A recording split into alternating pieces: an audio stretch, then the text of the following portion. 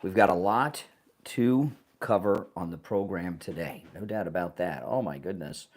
And I'm going to start, well, I got a lot of stuff to talk about. I mean, I'm going to start with this 1-2, testing 1-2.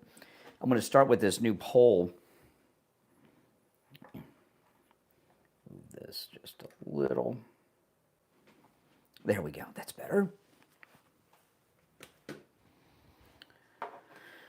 All right.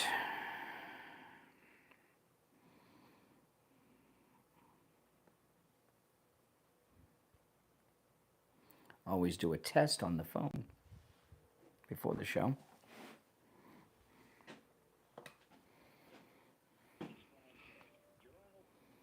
Okay.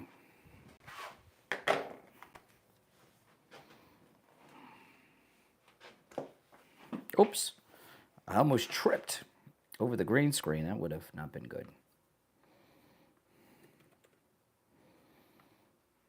Welcome, everyone.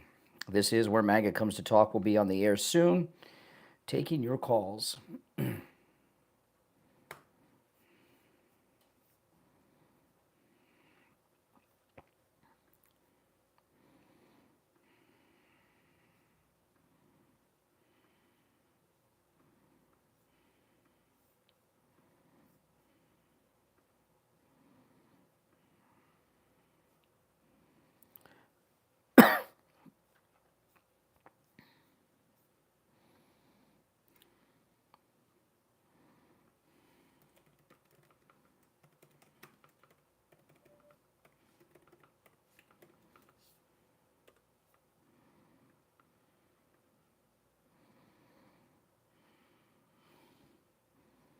If you'd like to call in, the toll-free number is pinned in the chat when we get started.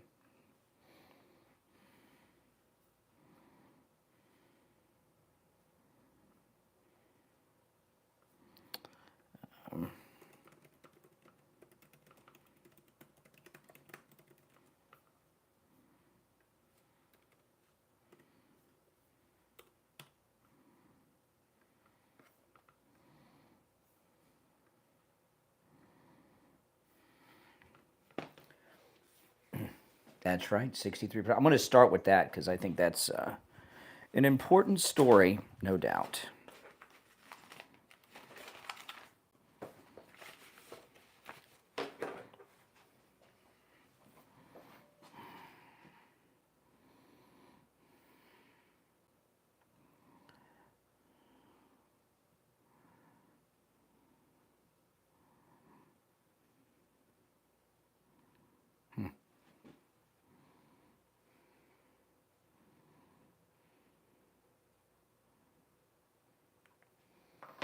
All right.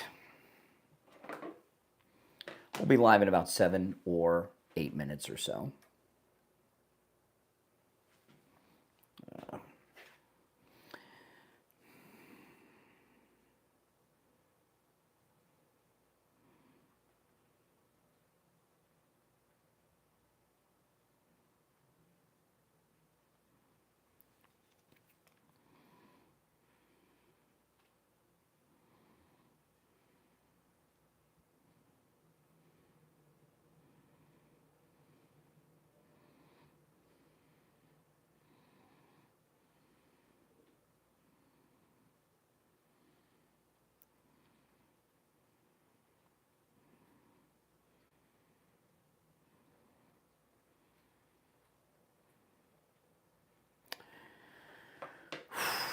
Oh, yeah. It is a good MAGA Wednesday. No doubt about that. Yeah, yep. Do you guys agree that Ron DeSantis looked uncomfortable yesterday? That it was awkward?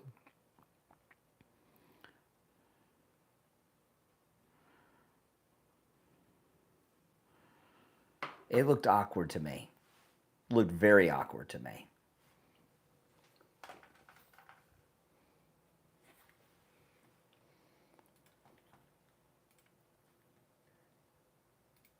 Mm-hmm. Happy hump day. Yes, yes. But, with the kind of schedule most of us have, certainly me, every day is a work day. There's never a day off. So I remember the days of hump day, but every day is just another hump to the next day. It's a hamster wheel.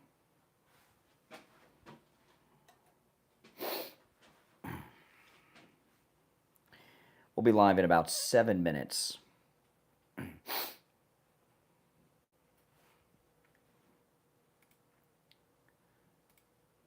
If you're new, make sure you subscribe. Welcome, Stephen. Just sub to the channel. Welcome. He was definitely having a hard time walking. There's no getting her. I was watching. I mean, if you look at the steps he was taking these really weird steps with those shoes. And the boots, they were like, they obviously were the high heel ones. They had a big heel on them, but they kind of looked like biker boots. They weren't his normal cowboy boot ones. They were new.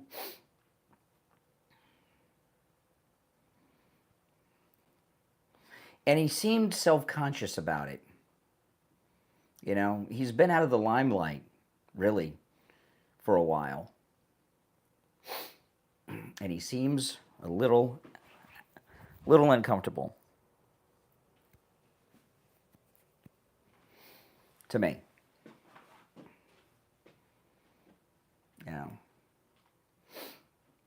He shouldn't be so insecure about that, but he is. He takes too much advice from his wife. I think he really made himself look foolish yesterday. Not with the high heels. He was interjecting his resume and veteran status, and I endorsed the president. He didn't have to have a single rally in Florida, as if he endorsed him and he didn't need to. It was very bizarre. He's taking too much advice from his wife and Jeb. That's what it looks like to me, Ron DeSantis. But, hey, what are you going to do? Mm-hmm.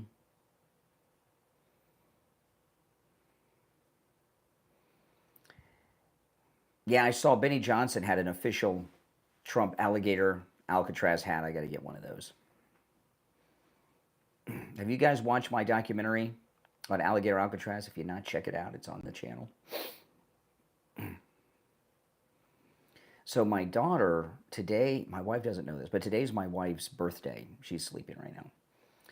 And my daughter came over to the house at like 1:30, 2 o'clock in the morning and decorated the whole living room with happy birthday and their kitchen area with happy birthday stuff. So when she wakes up, it's happy birthday everywhere.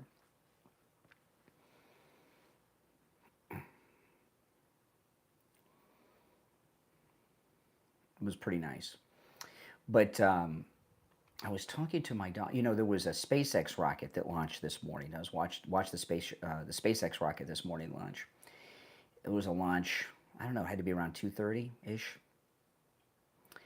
And I was talking to her about going to Kennedy Space Center. So I'm thinking about making a Kennedy Space Center documentary, Visit to Kennedy Space Center. It is amazing. It is absolutely amazing. It's Smithsonian level quality. It's like the Air and Space Museum. So I think I'm going to do that soon with my daughter and put it up here on the channel.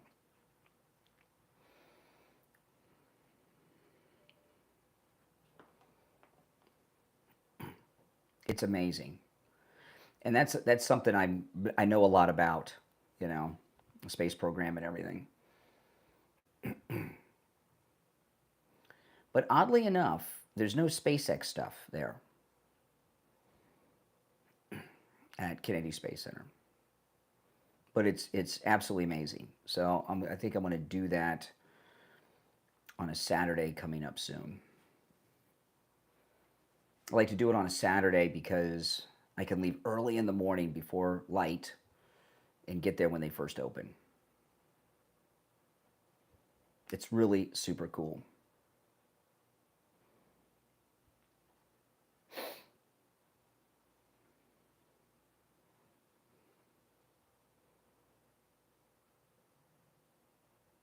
Oh, it's unbelievable. Now, when I was younger, there wasn't much there, just the launch pads. But now they have a beautiful museum of great artifacts of the early days of NASA, from Mercury and Gemini and Apollo, and it's amazing. It's all NASA, yeah. I think I'll do that coming up in the next few weeks. I drive up there with my daughter, leave at like 5 in the morning, get there when they first open.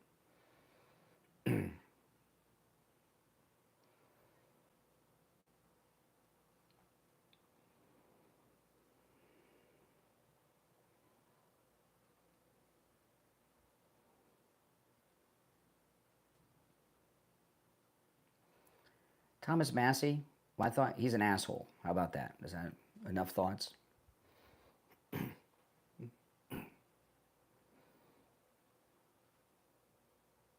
Georgia, welcome. We'll be live in a couple of minutes. That's some deep analysis on Massey.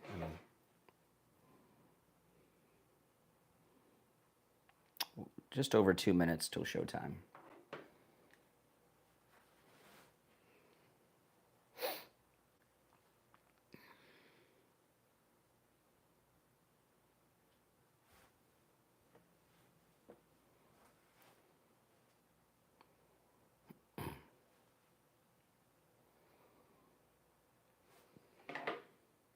Less than 2 minutes.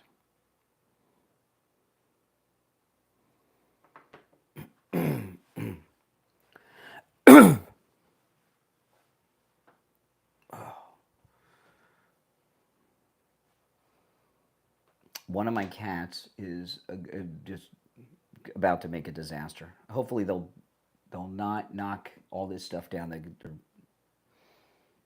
They've discovered a new area in a closet that I usually have completely shut, and I left a little tiny opening in this door, and it's a closet filled with junk that you don't want to throw away, and the cat has just discovered it. Oh my goodness.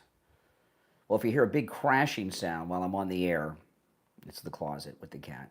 Hopefully the other cats don't discover it.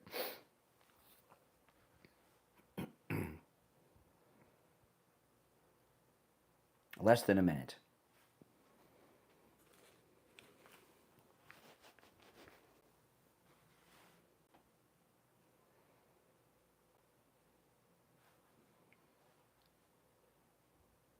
All right, stand by.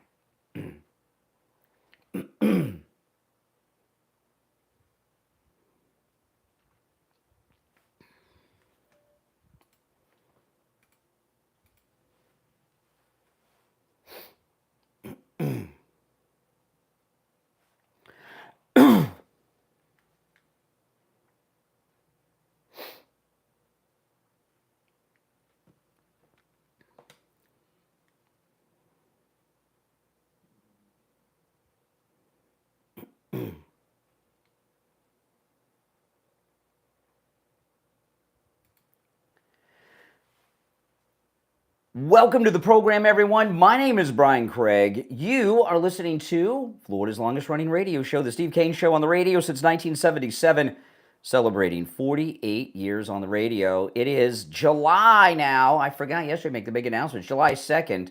Next month, the Steve Kane Show will be celebrating 49 years on the radio next month. 49 years. Isn't that something? Wow, wow, wow. Okay, we've got a lot to cover, and we will take your calls. If you're on hold, hang in there. President Trump was absolutely amazing at Alligator Alcatraz yesterday. I watched the whole thing live. There was a live feed. I watched it on Right Side Broadcasting, and they just had the raw feed. And you got to hear and see everything that President Trump was saying, every little conversation that he was having with Ron DeSantis and Kristi Noem, and the questions from the reporters. And as I was watching this, I was really realizing how historic this moment is. I mean, we are living through one of the most historical presidencies in history, and that tour that he gave inside Alligator Alcatraz is going to be in the history books forever and ever as a great moment in American history when we've been liberated from the invaders that the collaborators, the Democrats, were bringing into our country. And, the other thing is, it is so transparent, this presidency. When have you seen a live stream footage of a president of the United States taking a tour of such an important, high profile moment like yesterday and see it raw and live with everyone mic'd up, hearing every little private comment made between the group? I've never seen anything like that before. The Trump administration's always been transparent, but this second term, this is transparency times infinity. And that's really beautiful to have that, to be able to see our government in action in real time. What goes on is historic. There's never been a president that's done this. The closest was Kennedy with the White House televised press conferences, because that started during the Kennedy administration. TV was new still. I know it had been around since the late 40s, but a televised White House was kind of new. And the press conferences could be carried live, but often they were not. Most often they were not.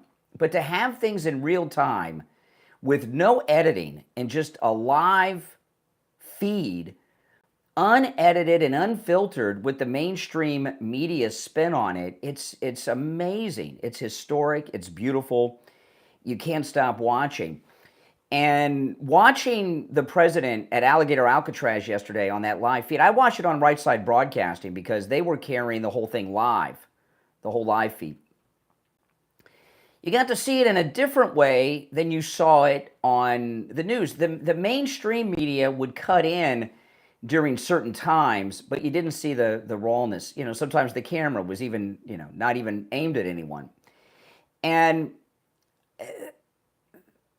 I think I was doing what I'm guessing millions of other people were doing. When you were watching President Trump, Governor DeSantis, Kristi Noem, and the others take the tour of Alligator Alcatraz, where were your eyes gravitating through most of that? I'll tell you where mine were, and I think millions of others were doing the same. I couldn't stop looking at Ron DeSantis's boots, right? Were any of you guys looking at Ron DeSantis's shoes? He was, the whole situation yesterday with DeSantis there, I know the president said good things about Ron DeSantis, but it was very awkward, wasn't it? It was really awkward. He was a definite third wheel there. He really looked, Governor DeSantis, he's a great governor. I mean, he lied to all of us, pretended to be MAGA. He betrayed Trump. He lied to the president. We can't trust this guy. But he is doing good conservative things and great MAGA things.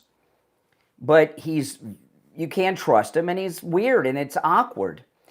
And he obviously was getting advice on how to handle himself there from his wife and probably Jeb Bush.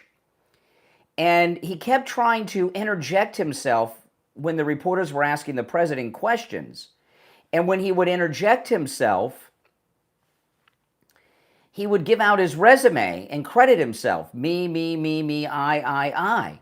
As an example, there are a couple examples I'll give you with DeSantis. He said, when I endorsed the president, blah, blah, he didn't have to have a single rally in Florida after I endorsed. What? Like DeSantis's endorsement was helpful to Trump. Trump saved DeSantis with the endorsement, okay? Trump made Florida MAGA red, not DeSantis. DeSantis has been on Trump's coattails all these years. When they were at the sit-down portion, he went through his military record. See, he was running for president yesterday, Ron DeSantis. Most definitely running for president. And he kept getting his resume out, too, to the media. He hasn't really had national attention in a while. And he just looked so awkward. It looked very uncomfortable for all of them. And he just seemed like he didn't belong. And then Kristi, when they had their press conference at the end of the Alligator Alcatraz tour, when they were all sitting down at that overly long table, it was the president, DeSantis, Kristi Noem, Stephen Miller, the head of Border Patrol, the local Border Patrol guy that's in charge of the South Florida Border Patrol, whatever that is.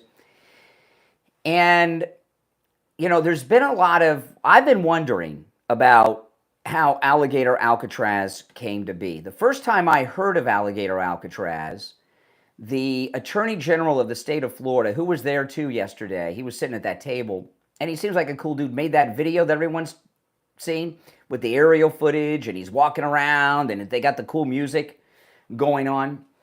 And I was wondering if it was, and I can't even remember his name, if it was the Florida Attorney General's idea. I didn't know. And then DeSantis all of a sudden injected himself into it recently. You know, he gave Ducey a tour last week at Alligator Alcatraz. Millions of people saw that. And then I thought, well, was it DeSantis' idea? Is DeSantis taking the idea away from the Florida Attorney General and trying to get credit for this?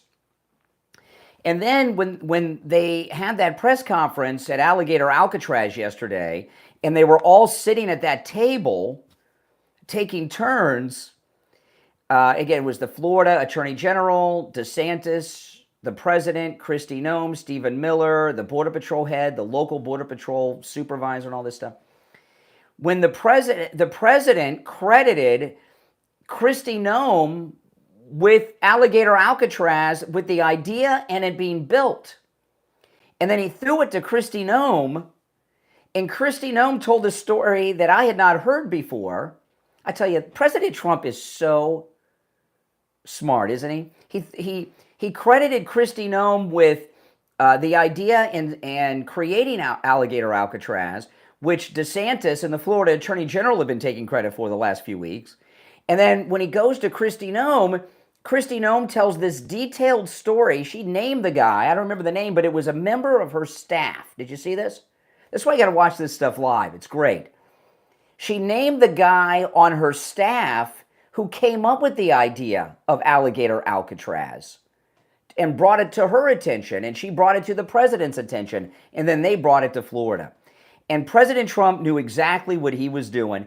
And when Kristi Noem told that story about how Alligator Alcatraz was the brainchild of her staff and her department and her top guy that gave her the idea, Governor DeSantis, if Governor DeSantis was not sitting and standing, he would have tripped on his high heel shoes he was wearing yesterday. And the Florida Attorney General, you could tell he was like, oh, the truth's out. We were getting credit for this, right? It was, and President Trump knew exactly what he was doing. He was being polite to Ron DeSantis because it's his state, Florida, right? I'm in Florida. He's my governor. But he did not want Ron DeSantis or that Attorney General to get credit for the good work of the Department of Homeland Security. We also learned something I did not know, and maybe you all will say you knew this, but I did not know this. He offered the Homeland Security Secretary job to Tom Homan. He talked about it right there, and Homan turned it down. He didn't want to be the secretary. He wanted the job he has.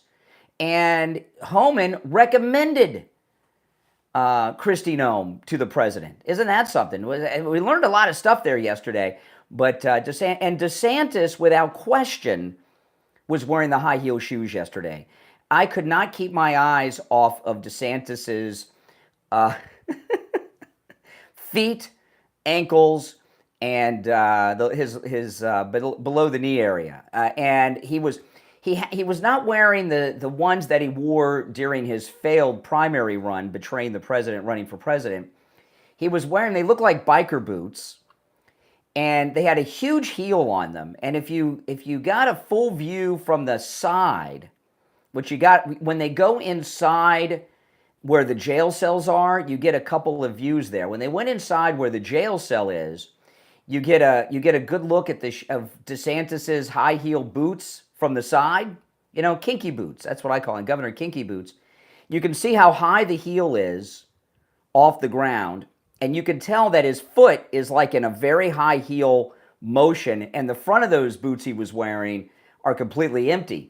And they look kind of like biker boots. I don't know what style they were exactly, but they kind of look like biker boots, but they're the high heel versions, the specialty boots.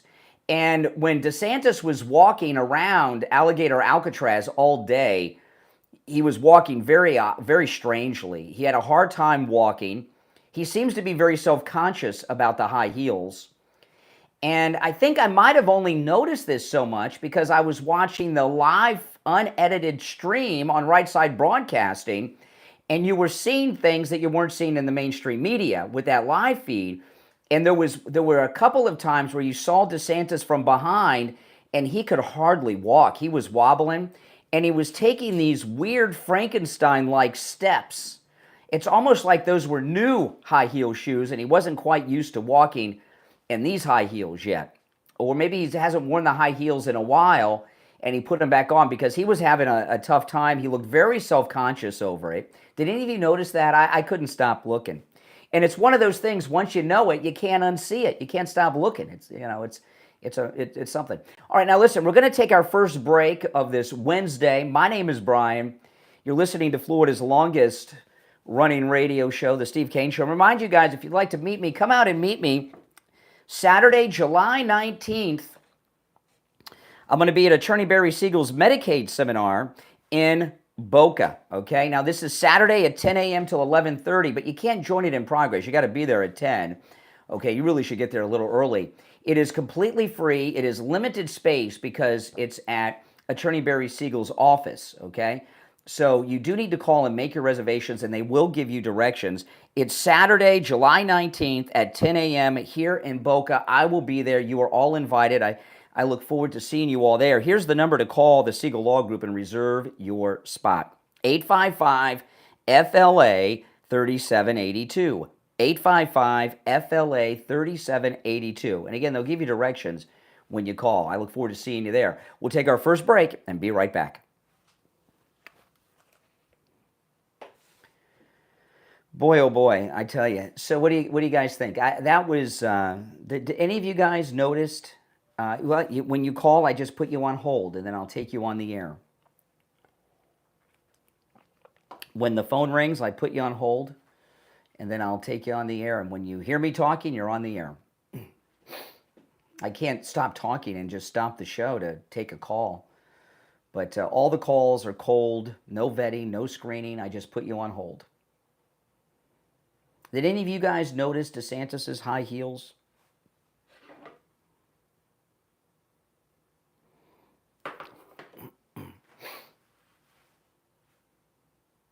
I couldn't stop. I couldn't unsee it, man. I just could not unsee it.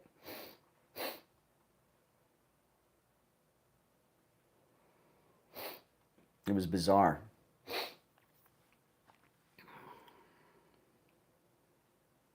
Bizarre. He was really having a hard time walking. They had to be new.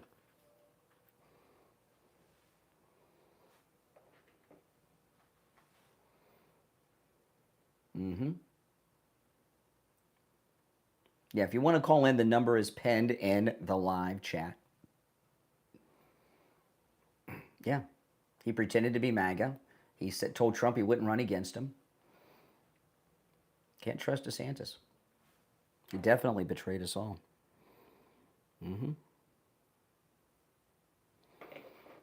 Yep.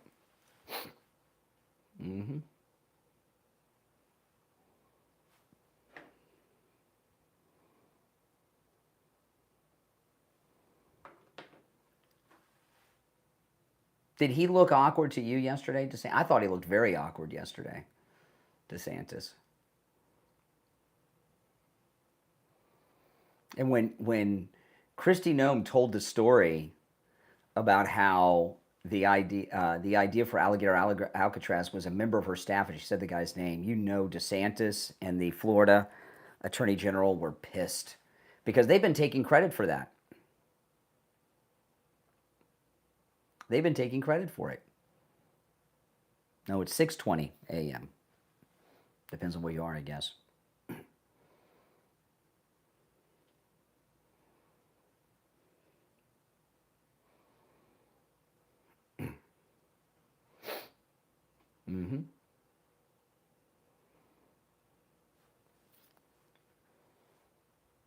I loved it. That was great. President's awesome. We'll be back in about a minute. So if you're on hold, hang in there.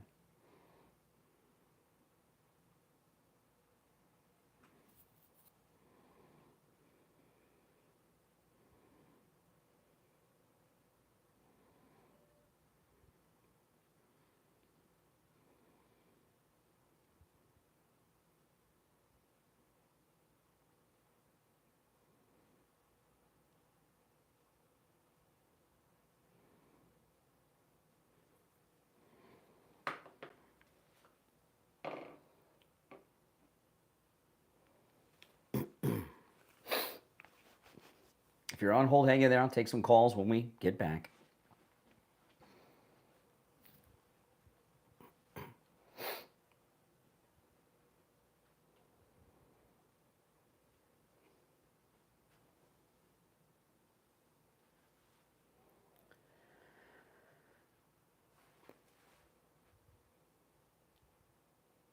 Welcome back, everyone. I'm Brian Craig. You're listening to Florida's longest-running radio show. Our number 1-888-465-2631. Let's take a call or two. Did you guys notice how awkward it was with the president, DeSantis, and Kristi Noem yesterday? It looked very awkward. You're on the air. What's your name? Where are you calling from? My name's Cameron. Hold on, Cameron. Hold on. Okay, let's make sure you're awake. Yeah, what's on your mind, Cameron? Well, I just had a question. Here we go. Yeah. What's the best lesson you've learned? That's the question? Yeah. That's kind of an incomplete question. Personally, Ma. Huh? The best lesson about what? Like, what's the... Oh, okay, I'll give you that. The best lesson I've ever learned is never question Trump. He's always right. Well, I'm not looking for a political view. No, you said, what's the best lesson? Never question Trump. He's always right. That's a great lesson to learn. Do you mind if I tell you my favorite lesson? Yes, I do mind. Yes, all right. Okay, since you asked. You're on the air. What's your name? Where are you calling from? Hi there, I'm Jay in northern Michigan. Hey, Jay, what's up? Hey, I know you watch more than I do because at work I was listening to it on the phone, all the news about yesterday with President Trump and everybody. So I pulled my phone out of my pocket quite a few times to look at it, but yeah. I saw pictures of DeSantis. Now, I didn't give you a lot of credit. I got to be honest. You know, I only saw a few times when I'd see him walk. DeSantis was walking, and the way he sways, like you said, side to side, like a boxer. That's because the heels. It's the high heels. Yeah, he walks like a linebacker. So this morning, I see the pictures again of him standing next to President Trump. And President Trump is 6'3", okay? He has his red Make America Great hat on, which, of course, he is making America great. Every day it's another win. He's almost, seems like, chin to chin, seems like he's only maybe an inch or two shorter than President Trump. I know, he's exact, and some of the president's height is, of course, his shoes. The thing is, okay, this is the thing about DeSantis, okay? I had seen DeSantis several times up on stage. And when he was running for governor, we had an event. It was a private event for fundraisers at Wings Plus, and I got invited, and for free. I didn't have to pay. And it was the first time I had seen DeSantis not on stage. And when he came, and we're inside Wings Plus, it's completely filled.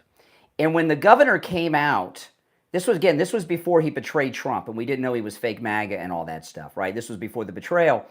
When DeSantis came out, everybody stood up. And I was filming this because I'm always making YouTube videos of everything.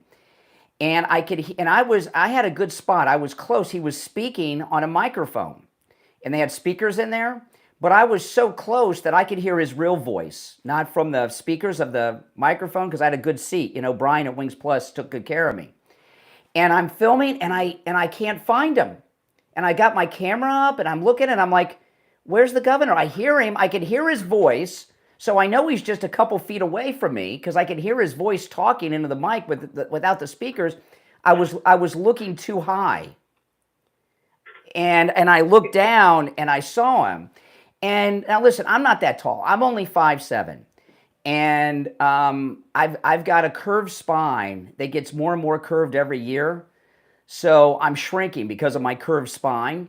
But DeSantis and I are the same height. He did not have the high. He had cowboy boots on, regular ones. He didn't have the high heels on.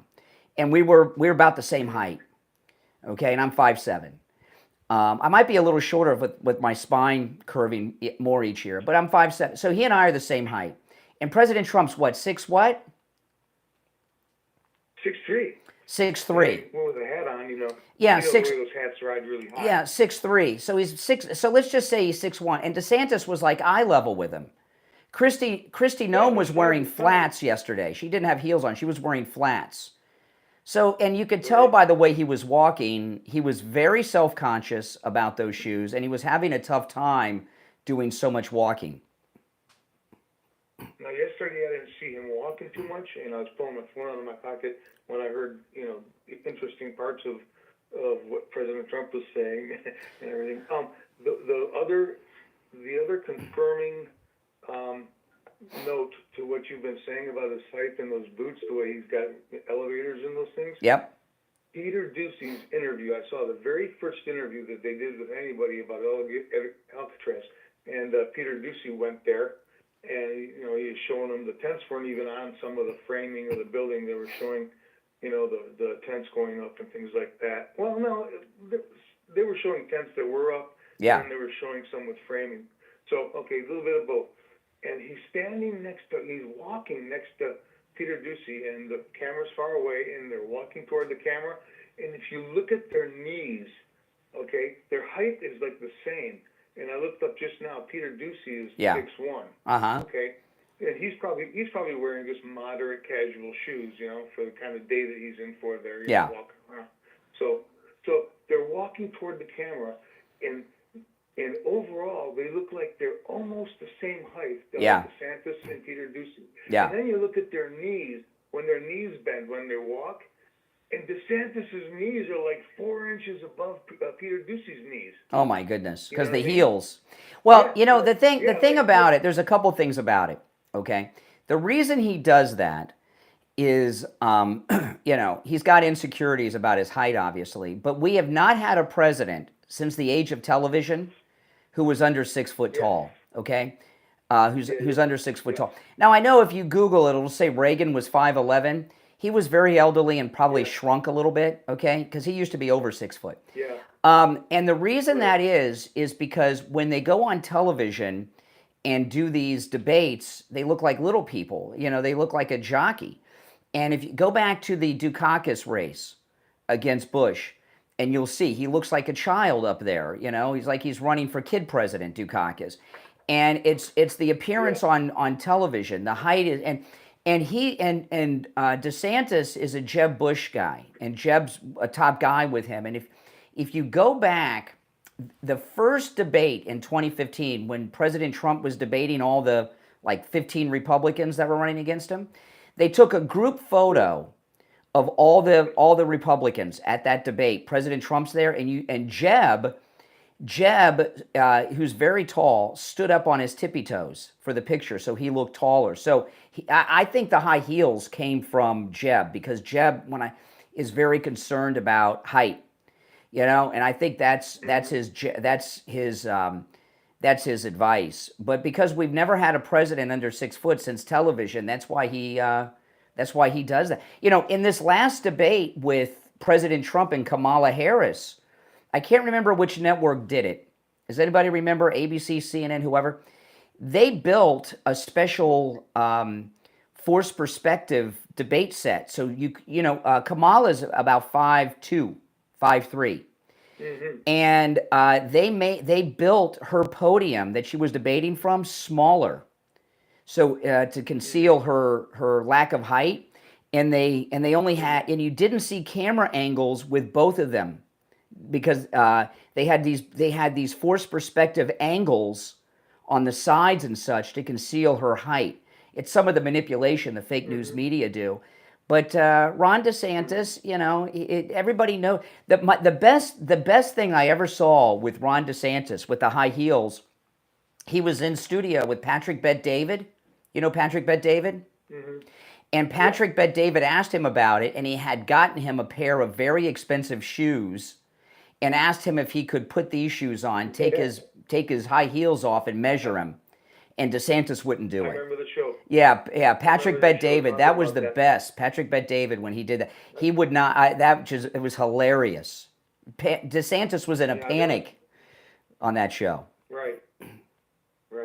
I've been listening a long time to your show. I remember when you were saying when they had that group picture somewhere, DeSantis was in the back standing on his tiptoes. Yeah, Jeb. Yeah, Jeb. Yeah, Jeb Bush. Yeah. You know, Jeb Bush used to be a nice guy. Steve and I, years ago, used to be friends with Jeb when he was running for governor the first and second time. And, you know, and after he became governor, he got really weird. And I think what happened with Jeb is when his brother became president, G.W. Bush and President Bush won, they called each other 41 and 43. And he wanted to get that number too. And he's just, he's just got, he used to be a nice guy. And he's just gotten so weird and dysfunctional. Right. Yeah. You know, it's unfortunate. You know, you're talking about the census. I hope that you sometimes start covering what's going on with Tina Peters in Colorado, the Arizona. Well, I will when it's resolved. We'll wait when it's all resolved and we get the results. Hey, listen, I'm late for the break, but I got to run. Take care. If you're on hold, hang in there. I'm Brian. It's the Steve Kane Show. We'll be right back.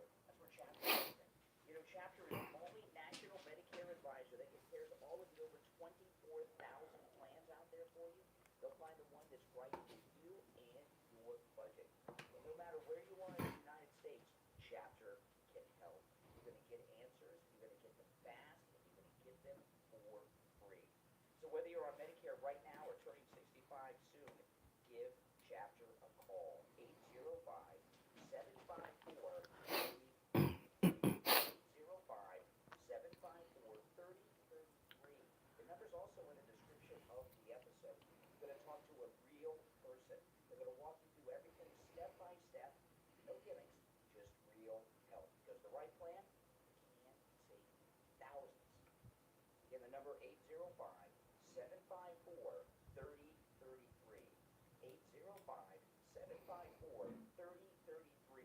Get your Medicare questions answered free. 805-754-3033. Your health and your wallet will pay. Now, if you'd like to support the program, become a Patreon supporter. If you're a Patreon supporter, you have access to commercial-free editions of each and every podcast episode. And since I have upgraded the podcast to have a video version of the Brian Craig Show podcast, the audio version is still on all the podcast platforms, guys. But on YouTube and YouTube Music, I upload the video version. And Patreon supporters, not only do you have access exclusively as a Patreon supporter to commercial-free editions of the Brian Craig Show podcast, you get a commercial-free video version, completely commercial-free, if you're a Patreon supporter. If you'd like to become a Patreon supporter, there's a link in the description of this and every episode on whatever platform you're listening to us on. And if you're one of our top Patreon supporters, you get a live on-air shout-out on each episode. Your name is in the description of the podcast episode. And on YouTube and YouTube Music, your name as a top Patreon supporter appears on the screen while I go through the names like I'm about to do. So the following names are our top Patreon supporters. I want to thank Andrew and Connie, Christine, ETW, Chuck, Pamela, Nick, Wesley, Heather, David, Maria in Texas, Alice, LeeZep, Shawna, George, Brandon, John, Frank, Dale, David, Laura, Rob, and SFjr. These are our top Patreon supporters. Oops. Your name on the screen and in the description. So you want to get those commercial-free editions of the podcast, go into the description of this episode. On whatever platform you're on, go to my Patreon page and become a Patreon supporter. All right, we'll be back in about 1 minute, guys, so stand by. If you're on hold, hang in there.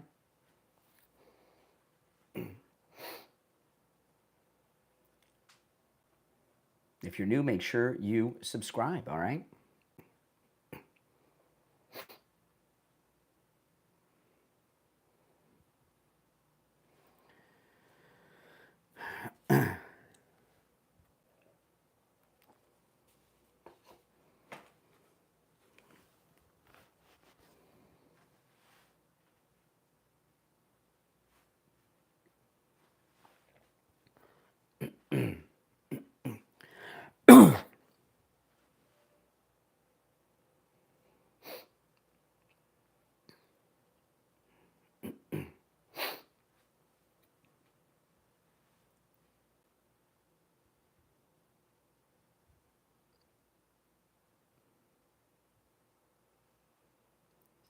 Welcome back, everyone. I'm Brian Craig. It's the Steve Kane Show. We're talking about the president's incredible trip to Alligator Alcatraz. All right, back to our phones. You're on the air. What's your name? Where are you calling from? Hey, it's Jerome. How you doing? I'm doing all right. Jero, like Al Jarreau? No, Jerome. Jerome, okay. Anybody remember Al Jarreau, by the way? Anyone remember? Who know who he was? What's on your mind, Jerome? No, I got a question. What's the date today? It's July 2nd, isn't it? Yeah, I know, man. I think it's like you're still thinking it's Pride Month because you keep talking about DeSantis' shoes like you're obsessed with that man. I just want to let you know you're a faggot. Bye. Oh, okay. Oh, he hung up. I wanted to have a conversation with him about that. Oh, isn't that interesting? You know, you know what I don't get when a liberal guy does something like that? Why would he think it's a negative for someone to be gay? I don't understand that. I mean, isn't that something that the left promote? Why would you use why would you use a hateful slur like that? And two, why would it be an insult for a man to love another man? I don't really understand this when liberals call in with such things. You're on the air. What's your name? Where are you calling from? Kurt, calling from Maine. Yes, Listen, Maine. Brian, you and Candace, redacted, all you guys. I love you guys. You guys are giving correct information that people wouldn't have heard 20 years ago. But yesterday, I was listening to Redacted, and them, oh my word, them to talk about the French president, Patron, or whatever his name is, to be married, listen to this, to be married to his father, which is a transgender, which is a woman, and was... Okay, now first off, it is Wednesday, not Friday. Friday is open phones. Okay, and okay. Yeah. Wednesday's not I've open been on phones. hold. You want to hold I've it? been on hold for so long, so I didn't know what your talking point was or anything. You know what I mean? What do you mean talking I'm points? sorry, Brian, but What do you mean talking points? I don't have talking points. well, no. I don't mean talking points, but I didn't know what you were talking about because I've been on hold for the last 20 minutes. Well, or so, you know, what I mean? here's I just wanted to and say I the love thing you guys. about Candace Owens, she has completely lost her mind. She's insane, and she made the most Well, no, bizarre redacted. claim this week. It was Redacted that brought it up, though. This is Redacted was talking about Candace Owens. They were about what Yeah. you know, and what and I follow Redacted. I like Redacted, but they're clout Yeah, they're clout chasers. Okay, they're clout chasing there. They're just trying to get some views and everything based on Candace Owens. Candace, I'm going to let you go, but I'll explain what's going on with Candace after I hang up on you. For those that don't know, I've not brought this up on the radio show here, although I've talked about this online. Candace Owens is completely insane, okay? And she did something on her program this week that shows she's certifiably insane. She's done a series of programs on Macron and his wife, which I don't know if you believe it or not. I don't know. I'm not really interested in the president of France and his wife. She's obsessed with it. And she said that President Trump personally called her, that Macron has been holding up the signing of a peace agreement between Russia and Ukraine because of her coverage of Macron and his wife. And it's a very long story, which I don't know if I'm going to get into, but she is out of her mind. Okay? She is out of her mind. I don't think she's lucid. I think she is. I think, I watched her podcast talking about this yesterday morning before I went on the air. And this idea that Macron is holding up the Ukraine-Russian peace treaty signing, and that President Trump called her about this Macron coverage he's been doing, she believes it. My first thought is she was lying. I don't think she's lying. I think she believes it, and she's out of her mind.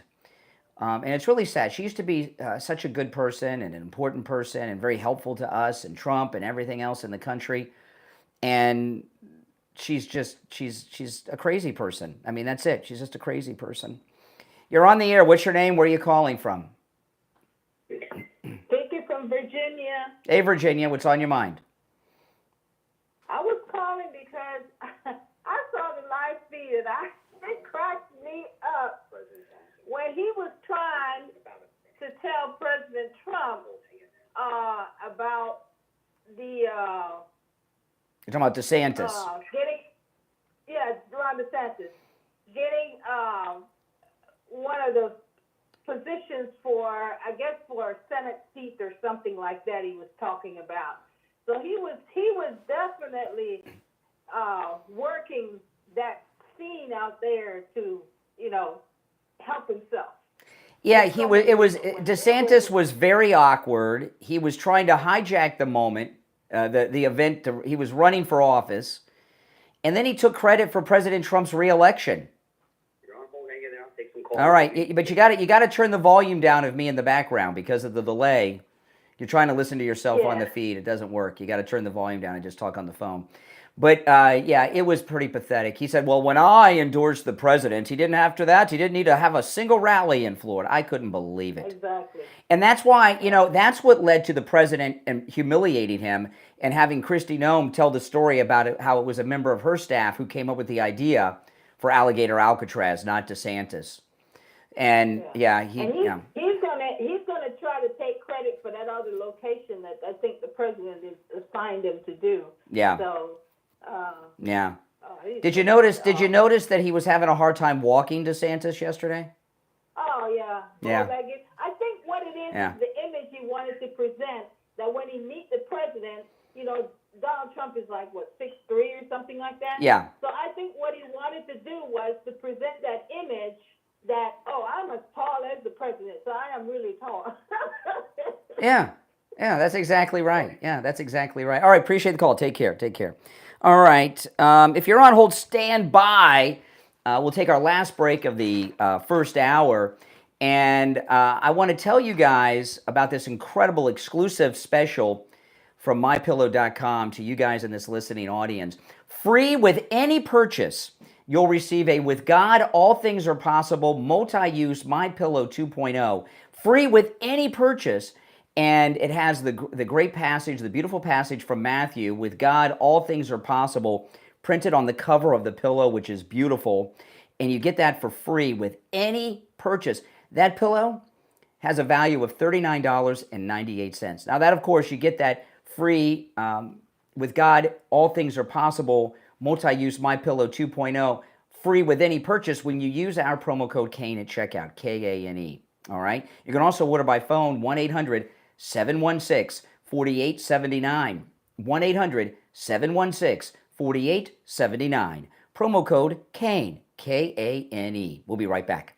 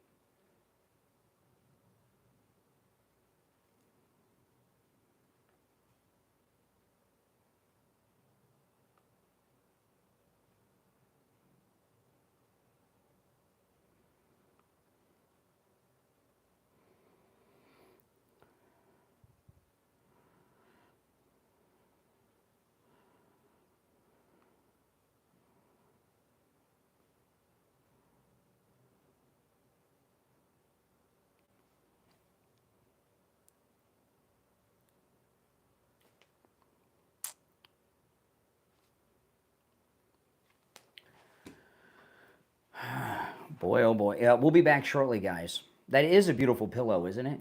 It is beautiful. Free with any purchase with our promo code Kane at checkout. Kane.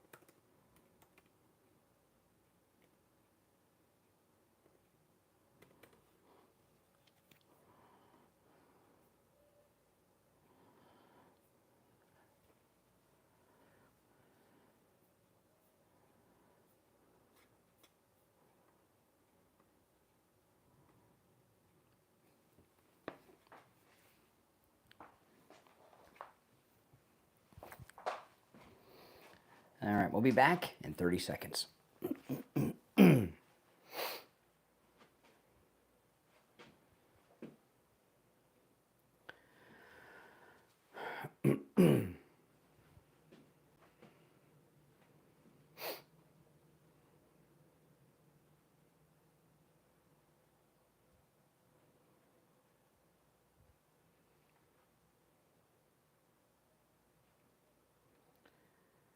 Welcome back, everyone. I'm Brian Craig. It's the Steve Kane Show, Florida's longest-running radio show. Of course, we're talking about all the great events with the president at Alligator Alcatraz. And coming up, we got a great new poll that I'm going to share with you. We'll break down about our great president. All right, let's go back to the phones. 888-465-2631. You're on the air. What's your name? Where are you calling from? Hey, good morning, Brian. It's Greg. Hey, Greg. From Boca Raton. Yep. Hey, listen, I'm listening to you, Brian, and Well, she's going to bring up that I'm 5'7". I know you're trying to overcome that debacle that happened on your show yesterday. What debacle? And you know which one I'm talking about. No, tell me. Okay, I'll tell you. The amazing apology you gave to someone and not even knowing their name. I misspoke on her name. I'm sorry. I still apologized. I corrected my name. The name. It was Joellen. But I don't know your. No, I got her name wrong, and I corrected it in the middle of it. Joellen. So what? Right. No, because why did you correct it? Because I got her name wrong. No, but how did you know you got her name wrong? My wife texted me. Right, your wife was so embarrassed she had to text you. She wasn't embarrassed. She wasn't embarrassed. She just said the name's Joellen, not Jolene.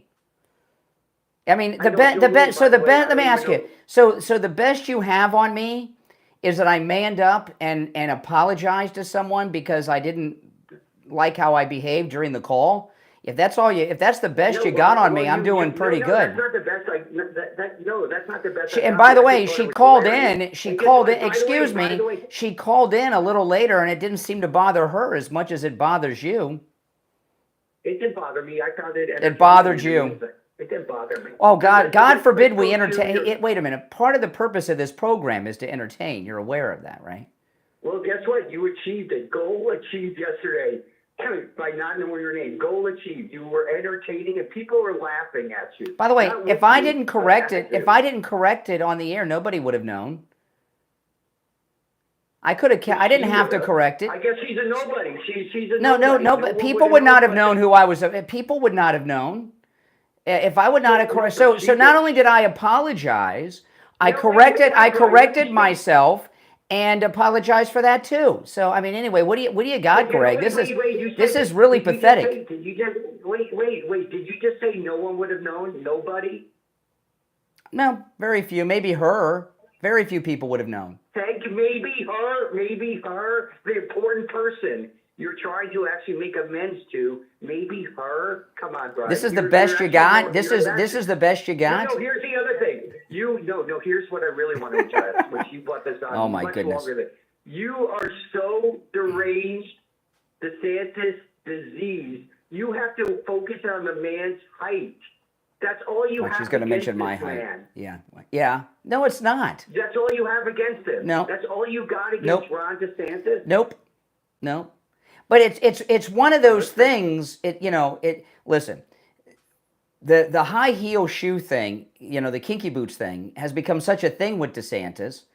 A lot of people, when he's on like that, are looking at his feet. It's just one of those things. You can't stop looking. How do you know a lot of people are? Well, I've talked to people already on the phones today who said they were doing the same thing. And I have two live stream live chats going on where I talk to people during the breaks, and many people there said the same thing. All right, let me ask you this question. Do you think the quality of calls were awesome today? Those people sound brain dead. I will say this. I'm going to answer your question. No. I'm going to answer your question. I do agree with you. The phone call quality on today's program has gone way downhill as soon as I took your call. Yes. Oh, that, you know what? That's ingenious right there. That is, you just can't hold up to scrutiny.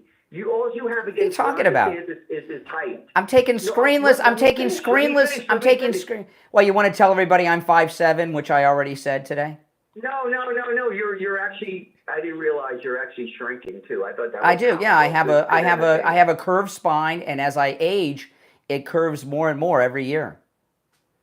So you're 5'6" now? No, I used to be taller than 5'7". What were you? I'm not here to do an interview with you. I'm not going to be interviewed by you. You're lying. No, I'm not. In fact, I can't. No, I can't. In fact, I can't. I cannot touch my toes. Because of my curved spine, I'm unable to touch my toes. I used to be able to touch my toes. You have to work out with. Because my spine is curved. I have scoliosis, and I can't. I don't have the ability to bend far enough to touch my toes without bending my knees, which I used to be able to do. I mean, do you want to make fun of my? Do you want to make fun of my? My medical condition? No, let's move. No. Yeah, move on. I agree. I agree. Let's move on to a better caller. You're on the air. You're on the air. What's your name? Where are you calling from? You're on the air. Yeah, Jay from Jersey. Hey, Jay. I'm just curious about your happiness about building a concentration camp in Florida. I wonder why y'all would get so much enjoyment out of that. I don't understand. It's not a concentration camp. Oh, yeah, it is. It's actually concentration camp with central air conditioning and lawyers. It's a temporary. A modern day concentration camp. It's a temporary processing center, and the reason they built it at an airport is so they can fly them back to their native country easier right from there. No, it's just a place. If a storm comes through there, it could kill them all. If a hurricane came through there, they would transport them somewhere by plane and take them out of the path. And by the way, it's not the only prison there. One of the worst prison or jails, the Chrome Detention Center, which is one of the worst jails in all of Miami, is not too far from there. I drove by it when I went there. There's 2 other jails nearby, and they've been dealing with hurricanes in Miami for decades, hundreds of years, really forever. But I mean, the government for decades, 100 years down there. Don't worry, they'll be well taken care of. In Florida, we know how to handle ourselves in hurricanes. Wait a minute now. You do realize they're not feeding the people in the other places they got them. What? They're not feeding them? They're going to go hungry. No. You didn't know that they're not feeding the people that they've been detaining? They're not. Okay, so the people that go to Alligator Alcatraz are not going to be fed? I'm talking about the places they got them at right now. They're feeding them. Not feeding Of course they're feeding them. them. They're not even giving them water. Please. Of course they're feeding them and giving them water. Keep Okay, telling yourself look that. into it like you know. I'm not here to do your research. You cite me the source. You look it up. Hold on a second. Hold on a second. I'll do it live on the air right now. Okay? Tell me where I can find that information. I'll look it up while you're on the phone with me. I've got my phone. Where do I go? I don't remember exactly. I don't remember. Well, no. You want me to look it up? Where do I look it up? That's why we have Google. Look Okay. up if the people are being fed. Okay, hold on. Slow down. I'm going to Google this. What do I Google? Tell me what to Google, and I'll Google You it. Google are the people being fed in the detention centers that they have the migrants in. Okay. How about, are the detention illegals being fed? Would that work? I don't know. Try and see. Okay. Scoliosis. Can you turn the volume down in the background? I know you want to hear yourself. You only heard it for a second. Nothing's coming up. Oh, come on. Nothing is coming up. No. Tell me where to go. It was all over the news. So how come you don't? Oh, the fake news is reporting it. Can I ask you one more question before you go? Because I know you're about to hang up on. Well, we're almost up. It's almost break time.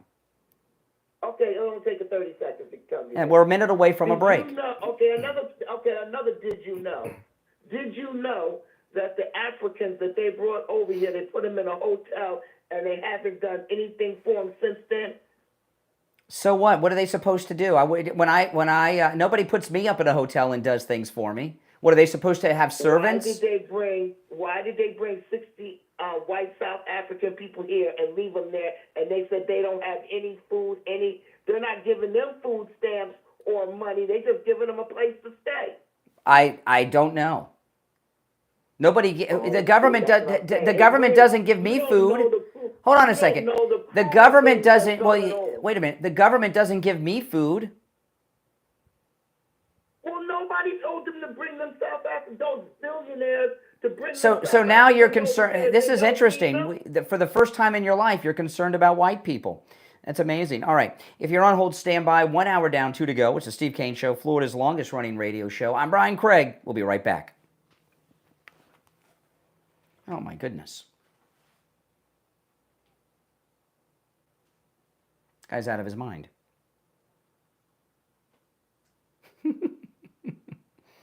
If you're on hold, hang in there. I don't know what he's talking about, that they're not feeding people.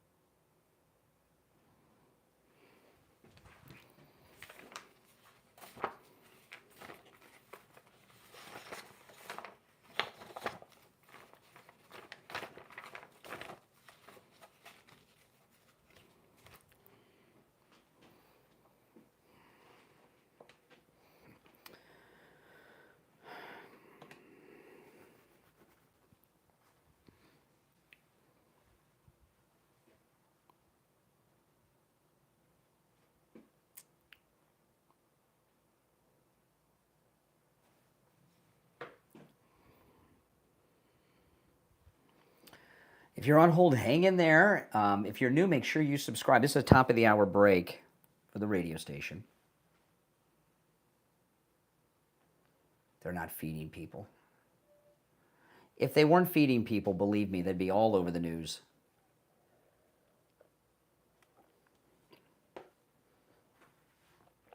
In Jay's world, it's up to the government to feed you, I guess.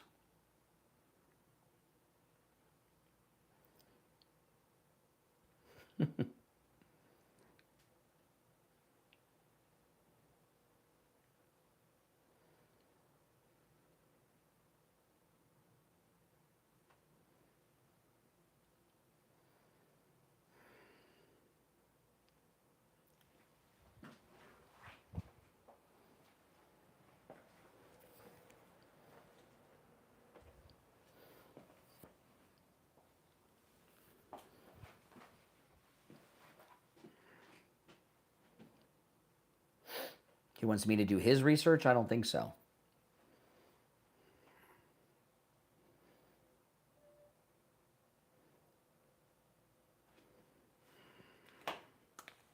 We'll be back in 1 minute.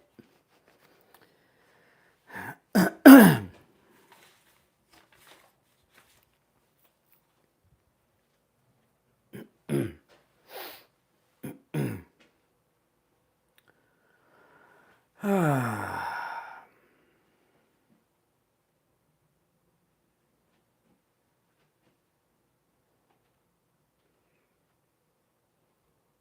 30 seconds. We'll be back.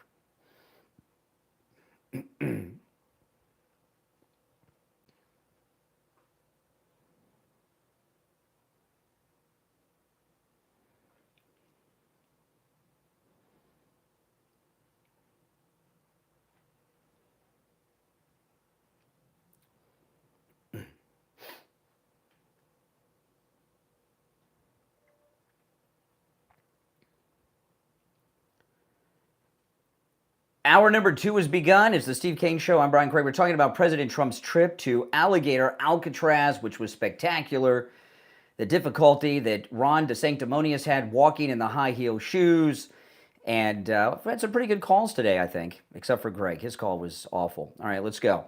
You're on the air. What's your name? Where are you calling from? This is Pete from Oakland Park. Hey, Pete. What's up? Yeah, I was just watching your thing yesterday about Alligator Alley. Oh, my documentary. My documentary film on Alligator Alcatraz, yes. Yeah, I was watching it. I'm kind of familiar with that area up there pretty good. I go up there periodically, and there's another road there called Loop Road. I don't know if you're I don't know if you're familiar with it or not, but any given day you can go up there and you go through an old road, and it's called Loop Road, and it comes back around and joins into 41. Okay. There are culverts and water holes all the way up there. Any given day you can go up there and see all kinds of alligators. Oh yeah, and, absolutely.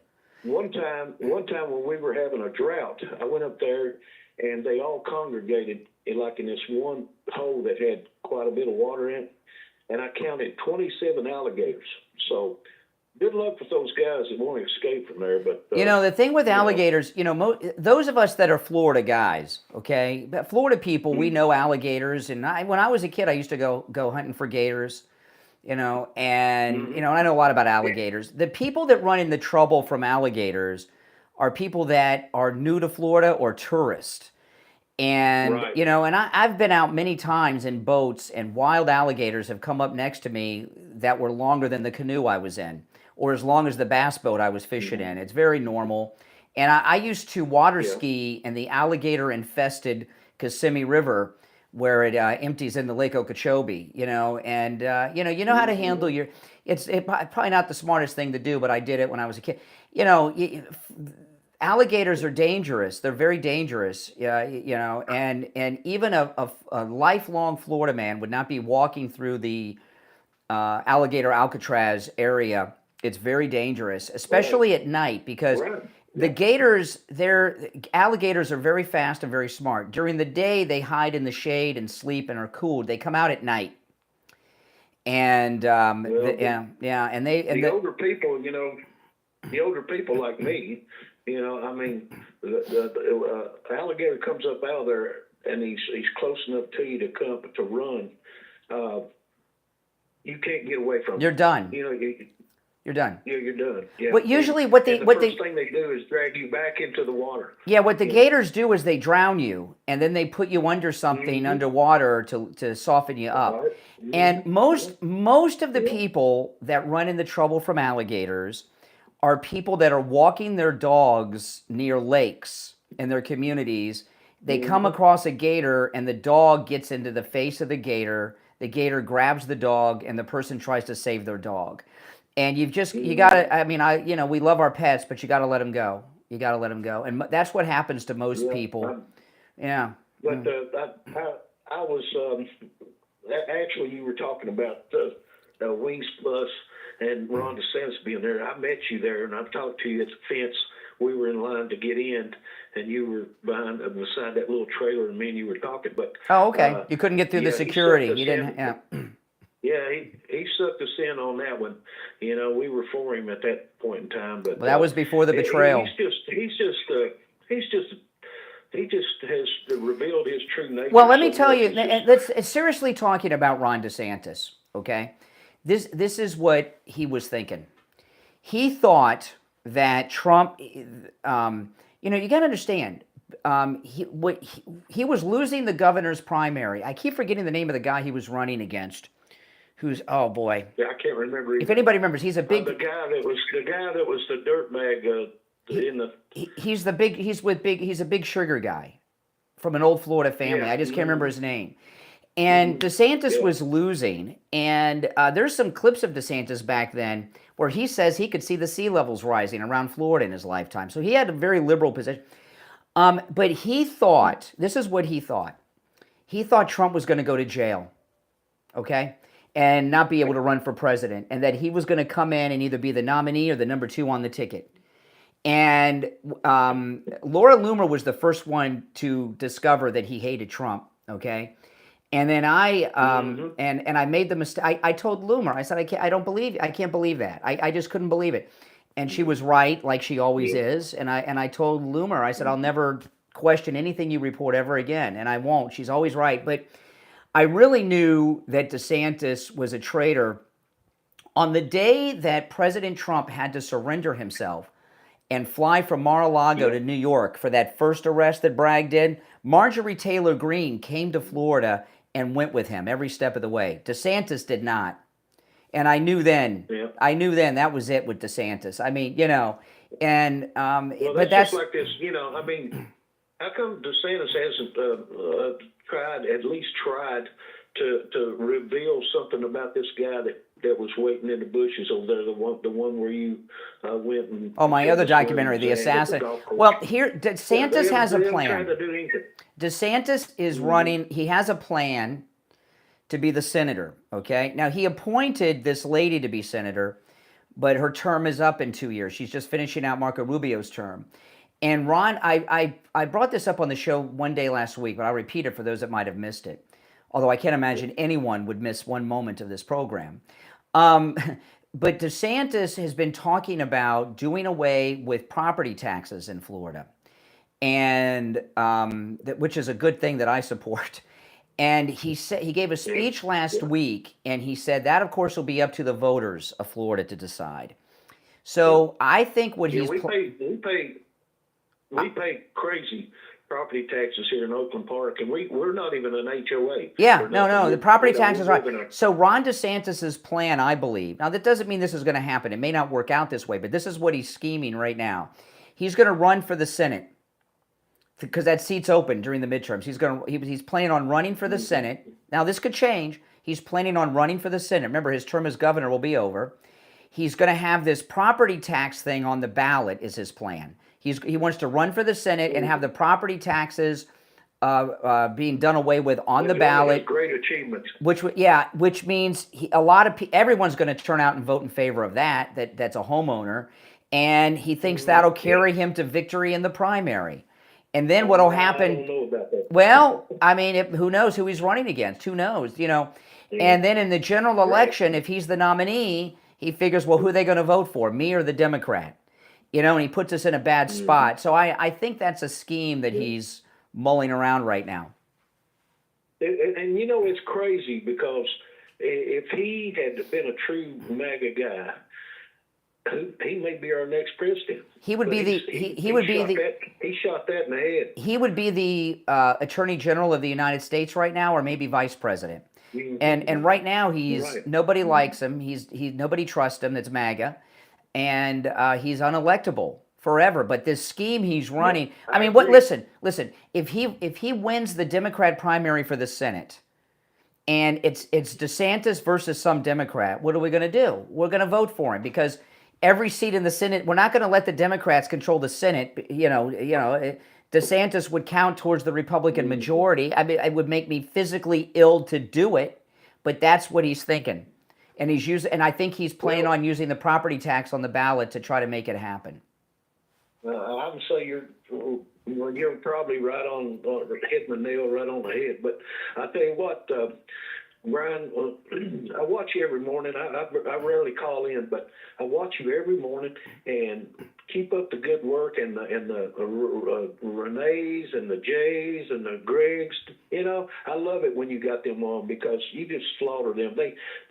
They've got this hate thing going on with you, and I just sit back and laugh a lot of times. I mean, they don't know it, but they're my biggest fans. The ones that hate you are your biggest fans. Yeah, I know it, man. All right, take care. Good to hear from you. You know, yesterday morning when I got off the air, I went over to see Dr. Appleton, and I didn't hurt myself or anything. It was one of the few times I've gone over there to not have treatment done, but I went over to record some new commercials with Dr. Appleton and his voice. And, you know, he's a busy doctor, so I go to his office, and between patients, he recorded some new commercials, which will be on the air probably next week. And what they're about are the laser treatment with car accidents. You know what I learned from Dr. I could not believe that. This is insane. Do you know when you're in a car accident, and this, by the way, goes if you're in an Uber or Lyft accident or your own vehicle or you're a passenger in a friend's vehicle or something, do you know that you only have 2 weeks to go see a doctor for your treatment or your insurance won't pay for it? I couldn't believe it. You know, and when you're in a car accident, a lot of times you don't even feel the pain until a few days after. I've had this happen myself. But the laser treatment works on all those things that you get from a car accident. Now, again, you know, I'm talking about when you're not, you know, have broken bones, but you have a lot of pain after a car accident, whether it's neck pain, leg pain. A real common one is knee pain. And what happens when you get in that car accident, your body tenses up, right? So when the impact happens, you get all these problems in your joints and things around your body. And the laser treatment treats that and works and is incredibly effective. In fact, he's been treating people from car accidents and other types of accidents that people have at work and at home with the laser treatment all along. I just didn't know this until he told me. So listen, if you have been in a car accident, give him a call, Dr. Appleton. His number is 954-973-0710. Remember, if you have x-rays or scans, bring them with you. He'll gladly look at them. 954-973-0710. And online, AppletonCairo.com. We'll be right back.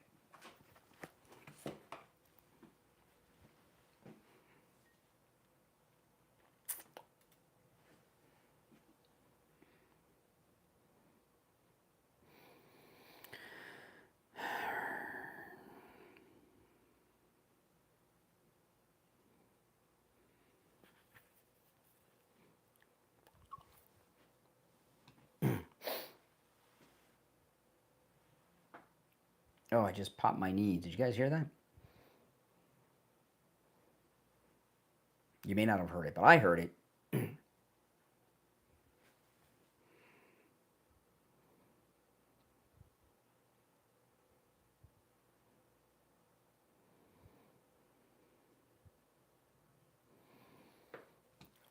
If you're on hold, stand by. I'll go back to the phones after the break. They have other ways to make money. The state of Florida has a massive surplus from the lottery, from turnpike tolls, tourist taxes, things like that.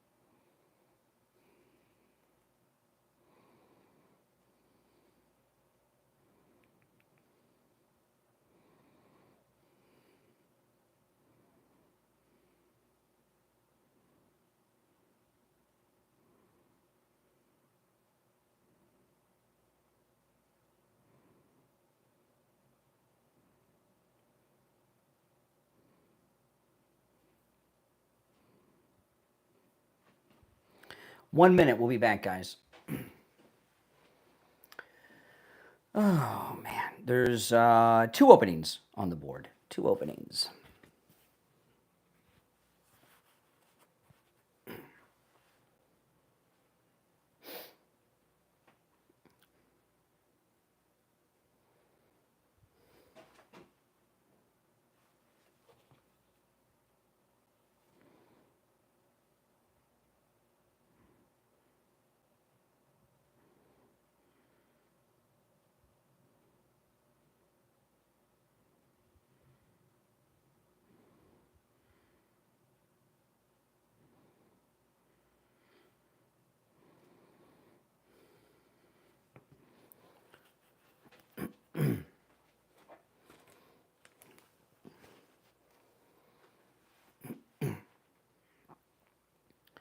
Welcome back, everyone. I'm Brian Craig. It's the Steve Kane Show. Back to our phones. Of course, we're talking about this great visit to Alligator Alcatraz by our favorite president yesterday. You're on the air. What's your name? Where are you calling from?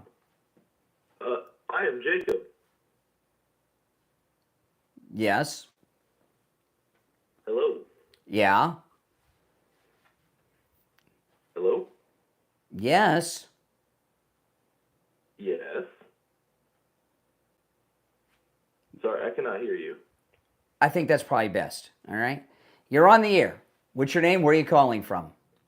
Yeah, it's Renee from Harlem. Hey, Renee. I heard you guys calling my name out, so I wanted to give a call out to Jay because you guys seem to hate us so much. I want to remind you guys of your Florida Gators, how you savages used to take our babies and feed them to those Florida Gators when you had slavery in practice in this country. Oh, the Democrats. Yes, the Democrats. What? Democrats, yeah. Why? Hey, hold on a second. Hold on a second. I don't want to be in a position. Slow down, Renee. Slow down. I'm here till 9. I'm here till 9 every day of the week. Okay. Now I want to talk about what you just said. I don't want to be in a position of defending the Democrat slave owners. However, why would a slave owner feed a slave child, which is a very valuable piece of their property, to gators? I've never heard that before. You've never heard that before, and you're from Florida. Yeah, I've lived here almost my whole life. Feel about it. And let me remind you. I find it very bizarre that why would somebody do that? Why would because they're white racist. That's why. Well, the Democrat slave owners were racist, but why? I mean, that's like saying, why would the value of a young slave was probably equivalent to that of a new car today. Why would you drop a new car into the swamp of the Everglades? That is a stupid statement. Democrats are today's Republicans. Let me remind you. No, that's not true. 1964. Nothing. No. Yeah, talk about more. What, the big switch that didn't happen? You don't want to know. It didn't happen. It didn't happen. Not yet. No. Where can I find? Okay, hold on. This big switch. Slow down, Renee. Slow down. No, we're gonna break some news here. This big switch in night. Are you okay? You're getting very hysterical, Renee. Renee, this. Israel's the new Rhodesia. You know what Rhodesia is, right? This big switch in 1964, where all the good people became Democrats and all the racists became Republicans. Why do I not see any video footage of this? It seems that such a news-breaking story would have been a headline story in 1964 in the news, this big party switch. Why do I not see any news accounts or film footage of this? Man, you're incredibly stupid. Yeah, I want to know. I want to see the headlines of the New York Times, Washington Post. I want to see Walter Cronkite and the rest. Where's the news coverage? It's called the Southern Strategy, stupid. No, the Southern Strategy. No, excuse me. The Southern Strategy was later with Nixon, and he lost the South. Later. Oh. No. You heard the word. No. We're not talking about the Southern Strategy. I know you want to get out of this. You said in 1964 there was this big party switch where the good people became Democrats and the racists became Republicans. Why was this not reported in any of the news, television, or newspapers at the time? Well, just like you had that homosexual in the CIA who was following following Martin Luther King around, there's certain things you didn't want to talk about. So you're telling me that the New York Times, the Washington Post, all those papers, CBS News, NBC News, ABC News at the time, Lyndon Johnson was president, and they just didn't report this big party switch? Is it more likely that it just didn't happen? Just like right now, you people don't want to talk about it. Because it didn't happen. If it happened, there would be news account. If it happened, and lie, and you know it's true. No, it's not true. If it was true, there would be. If it was true, not only would there be news accounts of it in the newspapers and on television, there would have been movies made about it. What movie? What movie? What movie? What movie was made about the 1964 switch? What movie? I'll look it up right now. Who's going to document that stupidity? You're an idiot. You think Martin Luther King was a Republican? You think Martin Luther King wanted to be a Republican? He was a Republican. He was a Republican. I know. All right, appreciate the call. I mean, he's just a crazy person. It's like talking to Candace Owens here. You're on the air. What's your name? Where are you calling from? Good morning, Conservative Doug. Hey, Doug. You know, I gotta say, man, it seems like too many people around today just don't know, don't have a truth meter. You know, you hear something and they believe it. You know, the prison, I don't even call it a prison, I call it just a holding facility, has beds, brand new, air conditioned, but then I can get food. I mean, you have to say, come on. And you know, these guys that are going there, it may be the first time they've had central AC in their life. That's right. It's probably better than their home. That's why they're going to want to stay there. Yes. Unbelievable.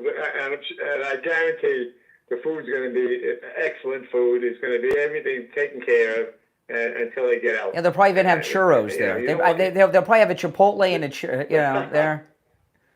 I just missed you at Friendly Tire the other day. I was in Friendly Tire, and they told me, you'll never guess who was just here. I said, who? They said, Conservative Doug was here. That's right. I was going to mention that too. Again, the great Mike, Friendly Mike. I don't know how anybody doesn't go any place but the Friendly Mike. Man, that guy has the best prices. Absolutely. He's a good guy. Friendly Tire in Margate. And man, he has more tires than I've ever seen. The guy has filled with tires. Unbelievable. Yeah, he sure does. I appreciate the kind words. Yeah, without that, he deserves it, man. I would think all the big tire manufacturers must have a picture of him and throw darts at him because, man, he beats them badly. Anyway, yeah. Back to I also wasn't even thinking about when I watched DeSantis walking. I wasn't thinking about his feet. Then all of a sudden I looked down and said, "Why is he walking like that?" I see these big giant shoes he has on. I know, they're like clown shoes. Yeah, they're platform, I guess, inside, and they probably weigh 50 pounds. That's why he can't walk so good. But he doesn't want to look short. It's like walking on it's like walking on stilts. He's like got platform heels under there hidden. And if you really want to see it, okay, where he's got the high, if you want to get a good look, if you go to the video of the president with Kristi Noem and DeSantis yesterday at Alligator Alcatraz. When they first walk inside where the cells are, you can see, not only do you get to see the boots, but the sun's coming through the doorway, and you can see the sunlight go underneath where you can really see how high the heel is. And then you can see that his foot is like straight up and down. It's almost at a 90-degree angle. And you can see where his foot is. It's crazy. Yeah, well, he has a problem, and he doesn't want to... It's not a. He and I are the same height. I just don't wear high heels. That's right. Because I don't know why anybody has that. I mean, it was one thing in the 80s when everybody was wearing platform shoes. Anybody, but now he just wants to be tall. I guess. Kinky boots. Whatever. But I still it's going to be sickening to vote for him. But if he's the only guy to vote for. If he makes it, if he runs for the Senate and wins the primary and he's the nominee, we're going to have to vote for him. In fact, President Trump votes in Florida. He'll vote for him too. But he did humiliate DeSantis yesterday. Even though he was saying nice things, the president humiliated him. I talked about it earlier. I'll bring it up again later in the show. All right, Doug, I got to run. Thanks for the kind words about Friendly Tire and Margate. Yeah, by the way, you have a nice car. Oh, he hung up. Okay, I already let him go. Sorry about that. He has a really nice car, conservative Doug. It's pretty cool. I wish I'd have run into him to see his cool car. All right. I got to tell you guys, the Coastal Weight Loss Secret Special, their July 4th special is in effect. Remember now, Friday's July 4th.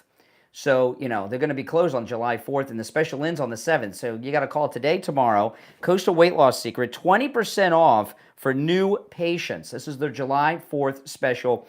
You've seen the amazing weight loss. I've lost over 35 pounds without exercise, eating foods I would normally eat, and no medication like Ozempic. It's amazing. And I'm in the maintaining phase now of the program, and I haven't gained an ounce back. It's absolutely amazing. Give Coastal Weight Loss Secret a call. Take advantage of this 20% off special that is ending. This is a July 4th special for new patients only. 561-247-6300.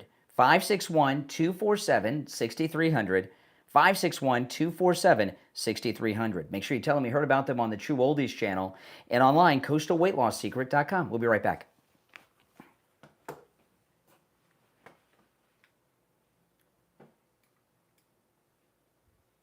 If you're a Medicare recipient or about to turn 65, listen up. Medicare.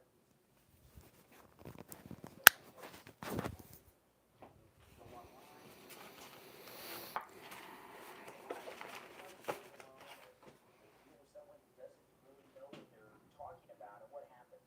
It ends up costing them thousands of dollars sometimes each year. And also, they might have to get their doctors or their medications. They might not be covered either. That's where Chapter comes in. Chapter is the only national Medicare advisor that compares all of the over 24,000 plans out there for you. They'll find the one that's right for you and your budget. And no matter where you are in the United States, Chapter can help.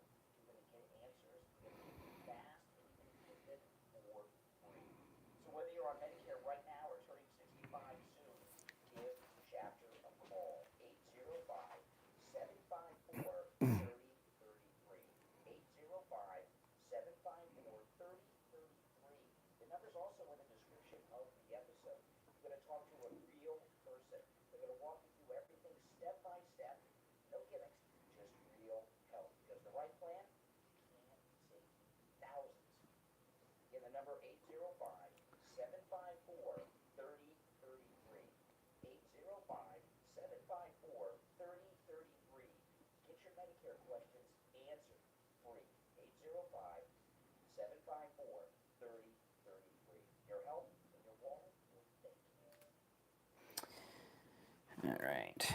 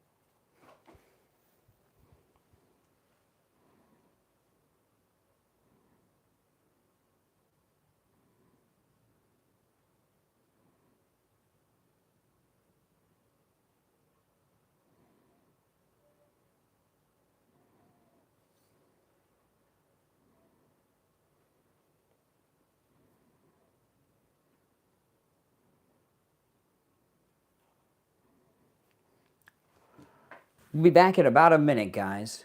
Just about a minute. If you're on hold, hang in there.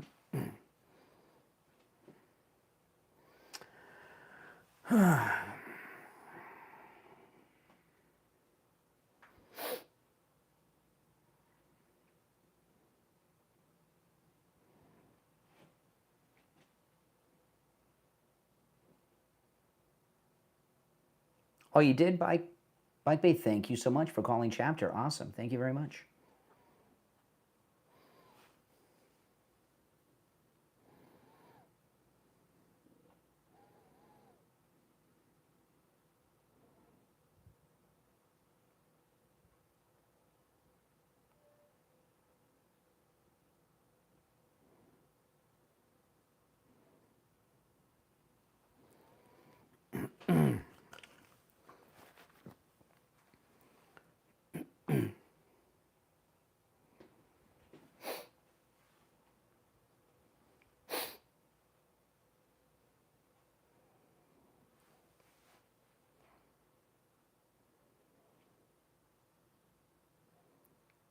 Welcome back, everyone. I'm Brian. It's the Steve Kane Show. We're talking about President Trump's incredible trip to Alligator Alcatraz and the really bizarre behavior of Governor DeSantis yesterday.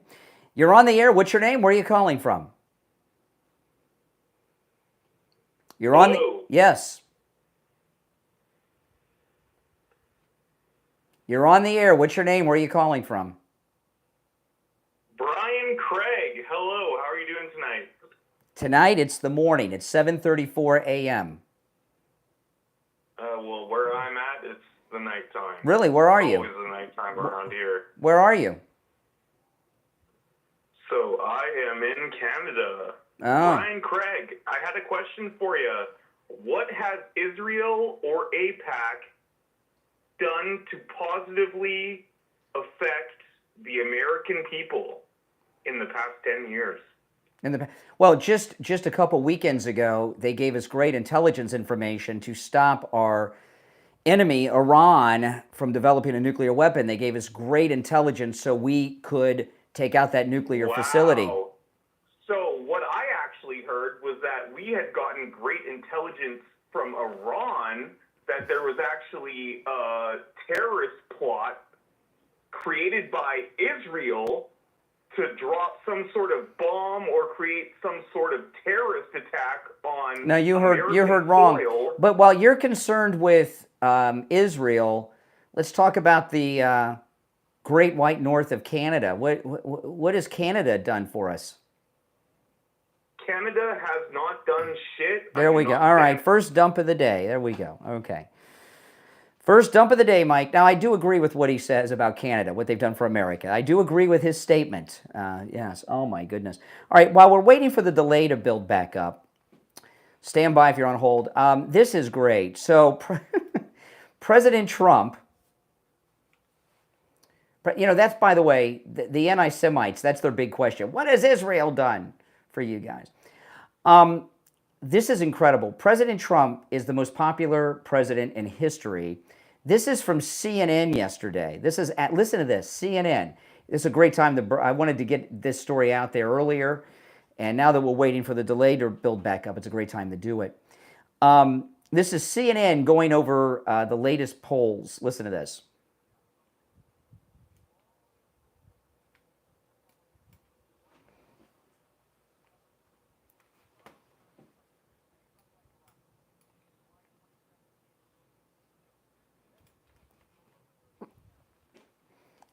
Wow.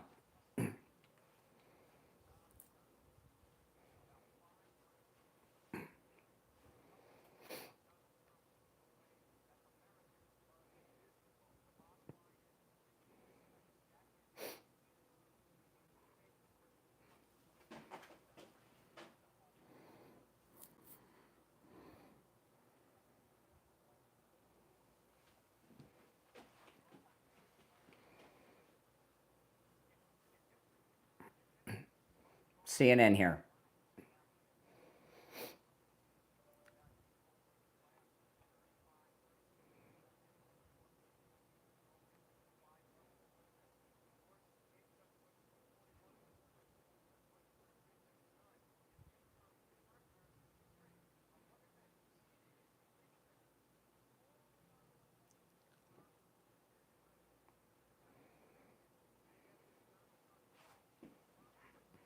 Oh, my.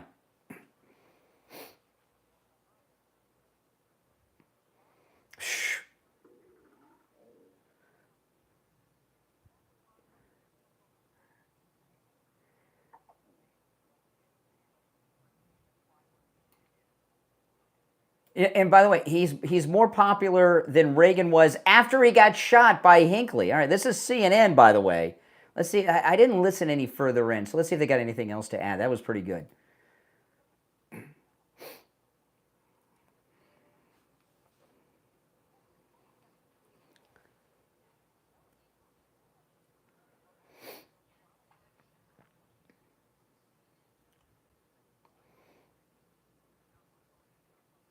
Mm-hmm.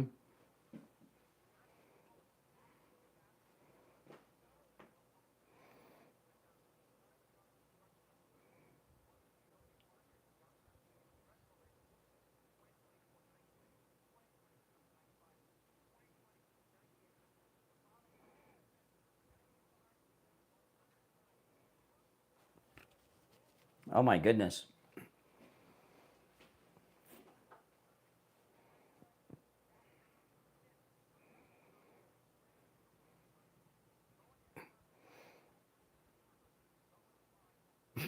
I love it.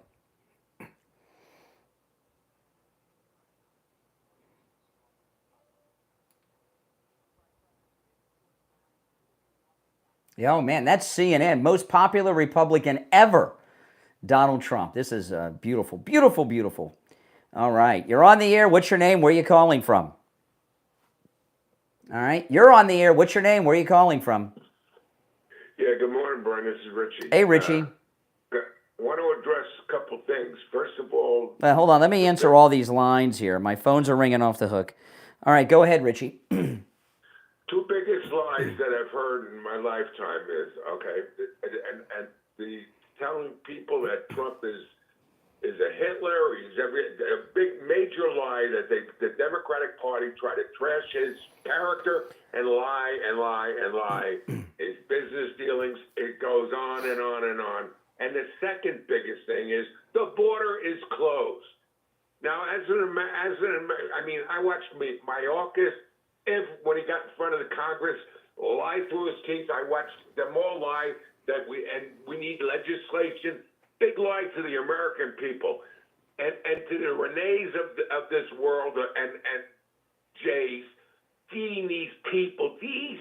I'm going to say something, because they say that President Trump is a racist, and because he wants to send all these people back. And this, first of all, this Alligator Alcatraz was named specifically to let them know that this isn't the Holiday Inn. This is not one of those hotels in Midtown Manhattan where they got their meals every day that were cooked for them, and they got five-star hotel boarding and money and cell phones. This is a holding facility to send them back where they belong. And that's it's a temporary processing facility, and that's why it's at an airport, so they can fly them in and out to their home countries. And they show, and the aerial photographs, and what you saw yesterday was an infomercial, not from your consumption, not for mine, not for the American people, for the people who are invited in here by Joe Biden's administration that completely did that for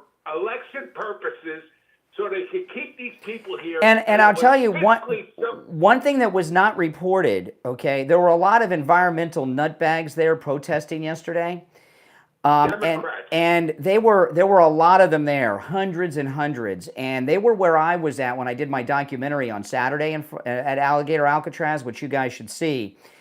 And if you watch some of those, this has not been reported. The gators started coming out of the swamp because there were so many people there, and some of those areas that where I was standing, the gators were coming out yesterday during the day because there were so many people there.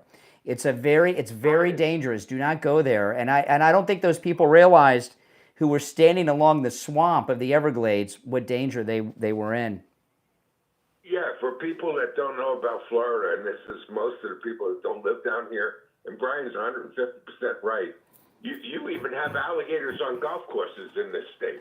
I mean, and you don't want to get near an alligator. Somebody wanted to go golfing with me at this particular golf course, and I told them all the sand traps are gator nest. They have 15-foot gators at this golf course. I don't want to say which one it is. I said I'll never go there. There's no way. They have sawgrass at the sand traps for decorative purposes. They're all gator nests. Yeah, you got to be out of your mind. If you take an airboat, where you come to Florida on vacation, take an airboat, right? Oh. You see gators all over the place. That's an attraction. And the bottom line is this: they lie to the American people, and we can't physically support it.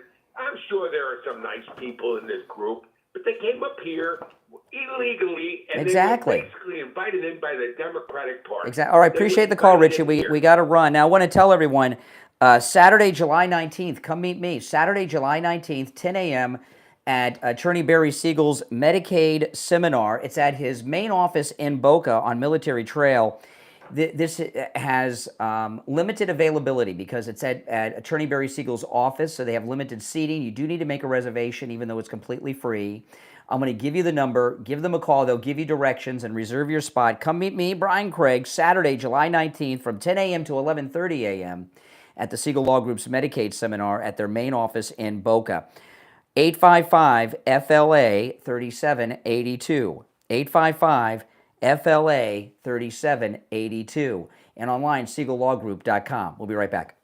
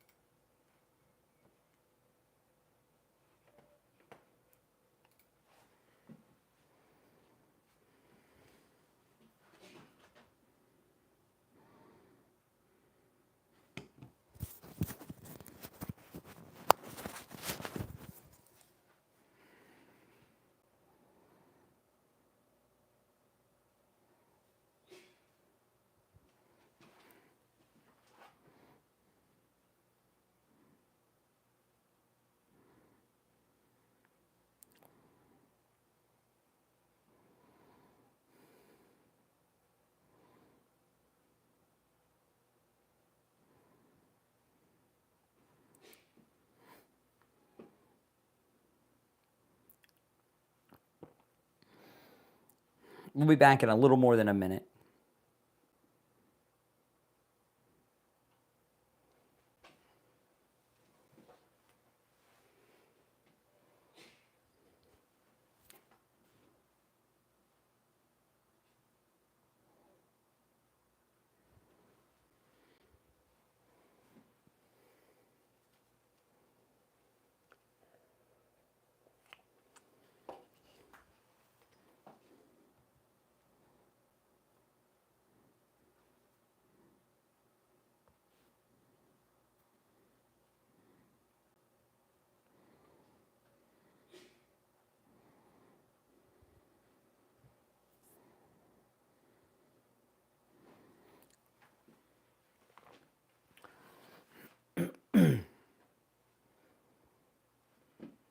A little more than 30 seconds. We'll be back. About 30 seconds.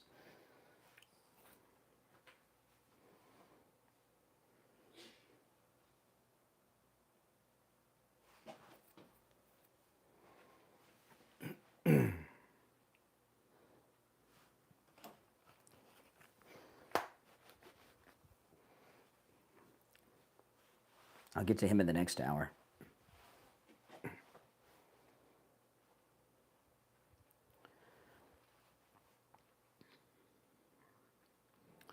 All right, we're back. I'm Brian. This is Steve Kane Show, Florida's longest-running radio show. I've been covering President Trump's trip to Alligator Alcatraz. In the next hour, I'm going to move into some other topics, including this idiot, Jason Bateman, and a bunch of other things. By the way, well, I won't do the by the way. I'll get into some stuff in the next hour outside of this, but I'll take another call or two here before I get into some more details. You're on the air. What's your name? Where are you calling from? Good morning. Hello. Yeah, you're on the air. Hey, Brother Brian, I be in Broward. Hey. Yes.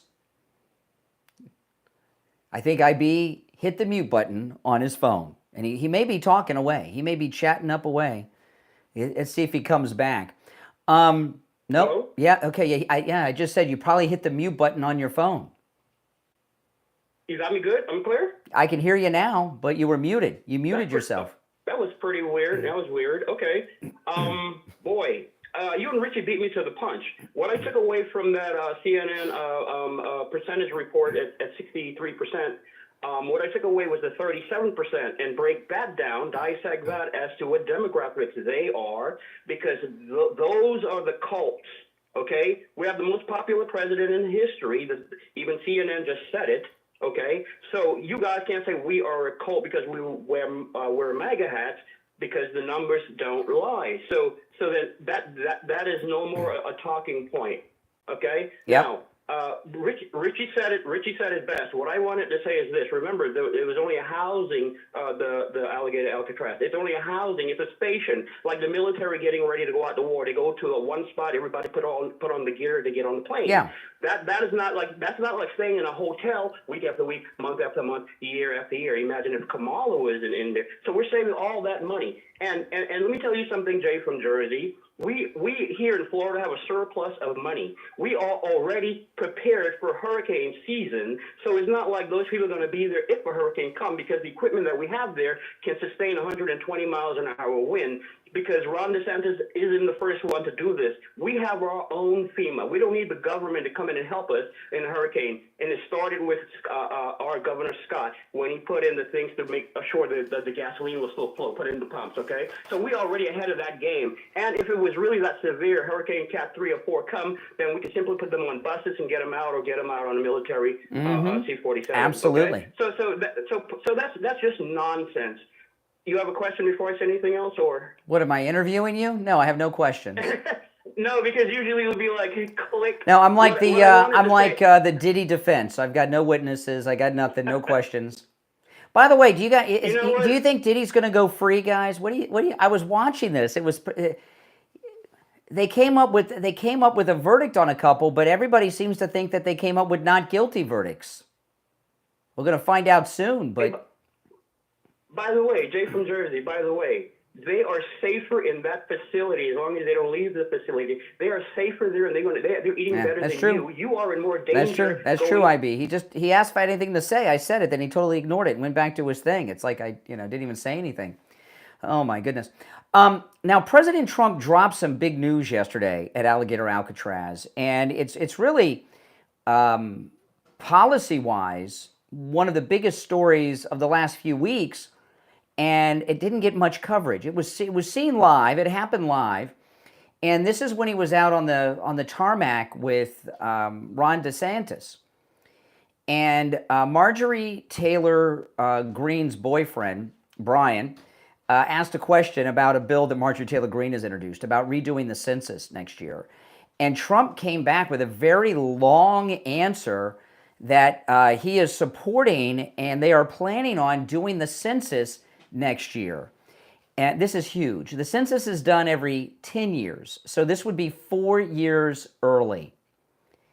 And the reason that this is amazing, and then DeSantis, of course, tried to get in on the coattails of that, but pretty much everything the federal government does is in some way connected to the census. Most everything, including representation in the House of Representatives. Now, most people know, but for those that don't, the liberals, the House of Representatives has 435 members, and that's set. It will never be more. It'll never be less.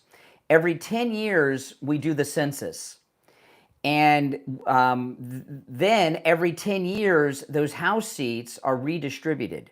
Some states lose seats. Some states gain seats in the House, but it always remains a constant 435 members. Florida got 1 seat last time. Our population's booming. That's insane. And not only is the House of Representatives representation done by the census with the House representation, the Electoral College is done that way too. The number of Electoral College votes a state has is the same as the members they have in the House of Representatives. Okay? And the reason that they want to do the census next year is because a lot of these blue states are counting illegals as U.S. citizens, and they're getting representation in the House of Representatives that they shouldn't have. California, New York, as an example. Okay, probably the two biggest examples. And Florida is underrepresented. California and New York are overrepresented. This is a big deal. And President Trump talked about it because Brian Glenn brought it up yesterday. But that is a big, big deal, and it's real. When Marjorie Taylor Greene introduced the bill the other day, I didn't think too much of it. But when President Trump talked about it yesterday, there was passion in his voice. And he's going to do that with an executive order, probably, and just do it. And when that happens, and we're not counting illegals as U.S. citizens, it's going to be a whole nother deal in Congress. You know, the United States not only is a conservative country, you know, President Trump, that approval rating I just shared, the majority of the country is conservative. But things are out of whack, not just because there's overrepresentation in media, but there's overrepresentation in Congress, in the House of Representatives, of Democrats. And if we had should illegals be counted towards a state's congressional representation? Of course not. So what would happen with the new census that President Trump is behind doing 4 years early next year, okay, now how many seats California and New York would lose and how many Texas and Florida would gain, I don't know. There's no way to say. But we could gain 4 seats in Florida, 4 seats. Texas the same, okay? And California and New York losing seat. They would lose those seats. So, you know, this tight majority that we have in the House right now, that's so fake. It's so fake. The country is so conservative. And because of the illegals being counted, the Democrats are overrepresented in the House. This is a big deal. And it looks like it's really going to happen because when President Trump talked about it yesterday at Alligator Alcatraz, because of the Alligator Alcatraz, people just one ear out the other. It only came up because Brian Glenn with Real America's Voice asked the question, and he asked because he's Marjorie Taylor Greene's boyfriend and he was helping out his girlfriend. But it was a good question. And I could tell that President Trump not only is passionate about it, he's thought about it a lot, and he's ready to give the order to do it. I can't wait for that. And the Democrats, you watch. The Democrats will do everything they can do to stop that census from happening because they know how serious it is. Now, this may very well be the most important question I ask of you today. Do you or anyone you know suffer from neuropathy? Oh, my goodness. If you answered yes, I don't have to tell you. Neuropathy is god-awful. It is living torture. And, you know, the symptoms of neuropathy are just god-awful. And by the way, if you have any of these symptoms, call Lighthouse Medical as well. Okay, it's a free consultation if you mention you heard about them on the Steve Kane Show. If you have some of these symptoms, you may have neuropathy and not even know it. Lighthouse Medical will let you know if you have neuropathy. Do you have numbness, pain, burning, tingling in your hands and feet, muscle weakness, dizziness? Do you fall down on occasion, almost fall down? Muscle twitching? Do you have the feeling of pins and needles in your hands and feet? Maybe you have no feeling at all? Well, first off, if you have any of those symptoms, you may have neuropathy. Let Lighthouse Medical find out. But if you do have neuropathy and you have those symptoms, they're making your life pretty difficult. Lighthouse Medical has a treatment for neuropathy, and they have a treatment that works. It rid Steve of all of his neuropathy symptoms. And this month, it's been 3 years since Steve had his treatment at Lighthouse Medical, and they rid him of his neuropathy 3 years ago, and his symptoms have not returned. And they can help you no matter where you are located in the United States. If you're local and you can make it into the office, that's spectacular. But they understand that people with neuropathy, it's hard for you to get around. So maybe you're local, you can't make it into the office, or maybe you're somewhere else in the United States. Call them. They can help. Here's the number, 754-222-6642. 754-222-6642. Again, that number, 754-222-6642, and online, lighthousemedicalcenter.com. All right, callers on hold, you stand by. 2 hours down, 1 to go. My name is Brian Craig. It's the Steve Kane Show. We'll be back right after our top of the hour break. Don't go anywhere. If you're a Medicare recipient or about to turn 65, listen up. I want to talk to you about Medicare. Medicare, that's done on purpose, right? You go online, what do you find? More confusion. You know, a lot of people, they try to go it alone, or they deal with someone who doesn't really know what they're talking about, and what happens? There's a cost of thousands of dollars each year. And also, they find out that the doctors or the medications might not be covered either. That's where Chapter comes in. You know, Chapter is the only national Medicare advisor that compares all of the over 24,000 plans out there for you. They'll find the one that's right for you and your budget. And no matter where you are in the United States, Chapter can help. You're going to get answers. You're going to get them fast, immediate, for free. So whether you're on Medicare right now or turning 65 soon, give Chapter a call. 805-754-3033. 805-754-3033. The number's also in the description of the episode. You're going to talk to a real person. You're going to walk through everything step by step. No gimmicks, just real help. Because the right plan can save you thousands. Again, the number 805-754-3033. 805-754-3033. Get your Medicare questions answered free.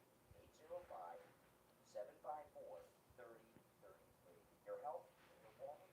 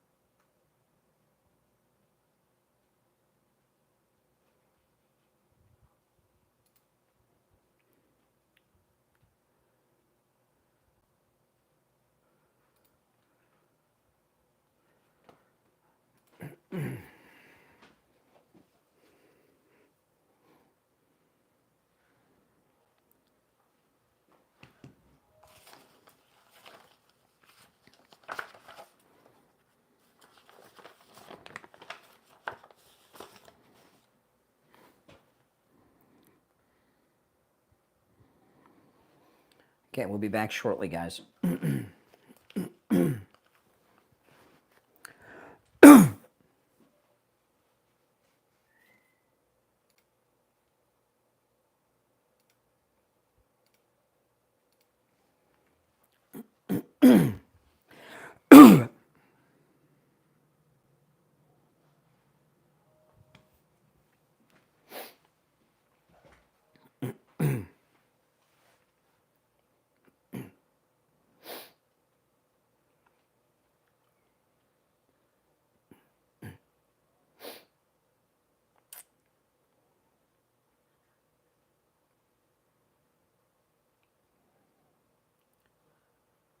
The third hour has begun. My name is Brian Craig. Welcome back, everyone. This is Florida's longest running radio show, The Steve Kane Show, on the radio since 1977. Okay, so I want to get into some other stories. If you're on hold, hang in there. You're welcome to call in about the Alligator Alcatraz visit yesterday of the president and the bizarreness and weird behavior of DeSantis. But there's a lot of other big things that happened too, and I want to go through them. And I want to, I was telling you before the break about the census that this is a conservative country that has overrepresentation of liberals in key areas, the House of Representatives, the media, on and on, right? And this president right now, we are living through a historical presidency like none of us have lived through before. It really truly is. And I often refer to President Trump as a civil rights leader, and he's leading the largest civil rights movement in the history of the United States. And that's not to take anything away from the great Martin Luther King, who I have great respect for. I've been to his home and museum and everything else. But Martin Luther King was leading in the civil rights movement at the time, 11% of the population, African Americans, to freedom from Democrat Jim Crow oppression. President Trump is leading all of the American people, regardless of skin color, gender, and everything else you want to label people, to freedom from the tyranny of these wokesters and of the permanent Washington class, all right? And he is an incredible civil rights leader. And this presidency, this second term is beautiful. When everything was settled after Biden's inauguration, and I got to tell you, Joe Biden's inauguration is the only presidential inauguration in my lifetime I've not watched on television. I've watched them all, even Obama's. Okay, didn't watch his. Won't do. Never seen it. Never seen it. I don't know who was there, what happened. Nothing. I've watched every other one. By the way, I like how Trump did the second one inside. I hope they do that in the future. But anyway, what President Trump has saved us from is amazing, and this 100% transparent presidency we have. I'm hoping this becomes the new norm. I was talking at the beginning of the show at 6 that I was watching the president's visit yesterday on Right Side Broadcasting. They had a live pool feed that you didn't see on TV. TV would just come in at key moments. They shared everything. You got to hear these little tiny conversations that he was having with people, reporters, DeSantis, and others along the way. It was amazingly transparent. We've never seen a president so open and transparent as this. Cabinet meetings live on TV, all this stuff. And there was another big story yesterday about Leah Thomas, okay? Here's the headline. University of Pennsylvania, this is in the Gateway Pundit, but it's being reported everywhere. University of Pennsylvania surrenders to Trump and big win for women. The University of Pennsylvania announced they will strip trans swimmer Leah Thomas of all records, awards, victories, and give them to the females impacted by this. So now the damage that was done to some of these girls can't be undone because they've lost out on a lot of opportunities, many of them, by having their victories taken away. This is huge, and this is the beginning. Leah Thompson was their Rosa Parks moment. And what you have with Leah Thomas, you know what you have? You have cheaters. You have people that can't make it on the boys' team or the men's team, so they do this, they grow their hair long and have fully functional penises and go and play with the girls and win and claim they have all these records. They're cheaters. That's exactly what it is. They're cheaters. And Leah Thomas, who's going to be stripped of all these things, will probably make a lot of money still by becoming a victim. Let me read through this story. This is amazing. This is such a huge victory for our great country. And you know, in particular, the women athletes, the girl athletes in college and everything. You know, when you're a swimmer, have you ever known anyone who was on a swim team? Boys or girl, it's their whole life. They're in the pool more than they're out of the pool. Every morning, before school, after school, weekends, everything. They're like fish. Practically they grow gills. And it's not just a great dedication. It's a sacrifice that they make as well as their parents. And to have this cheater come in and be hailed as, oh, a civil rights leader. It's nuts. This is in the Gateway Pundit. And after college, most of them have nowhere to go. Some of them maybe the Olympics. But all their work is building up to those college teams, and boom, it was taken away by Leah Thomas, who's a psychopath. I've seen Leah Thomas on interviews, just a nut. You know, and I've seen some of the girls. Leah Thomas was walking around naked with a fully functional penis in the locker room with the girls. I mean, come on. This is in the Gateway Pundit. The Trump administration has dealt a severe blow to the radical left's trans lobby while securing a massive win for fair play. On Tuesday, this is yesterday, the University of Pennsylvania bent the knee to Trump by agreeing to resolve the Title IX violations over transgender swimmer Leah Thomas. The penalties are particularly harsh for Thomas, who stole glory from female swimmers by pretending to be one of them. This is in the Gateway Pundit I'm reading from. The school not only agreed to erase Leah Thomas's records from the books. This is great because I thought when they finally did this, they would do it with an asterisk, you know, like they did with the steroid athletes in baseball years ago. The school not only, but they're erasing them. The school not only agreed to erase Leah Thomas's records from the books, but also awarded victories to the swimmers whose glory had been stolen. Moreover, each impacted swimmer will receive a formal apology letter from the University of Pennsylvania. UPenn is also adopting biology-based definitions for male and female consistent with Trump's executive orders when it comes to athletics. This is amazing, okay? And what a victory to these girls. In fact, that not only they should receive more than a letter, they should have official ceremonies at University of Pennsylvania. And this will be a domino effect. And the reason this is not just because of Trump's executive order. It's two reasons. One, they're enforcing them, but it's the money. Trump taking their money away. That's what did it. And that's a huge, huge victory. And it's all because of President Trump. I saw him speak about Leah Thomas the first week it happened. I saw him speak at the Faith and Freedom event.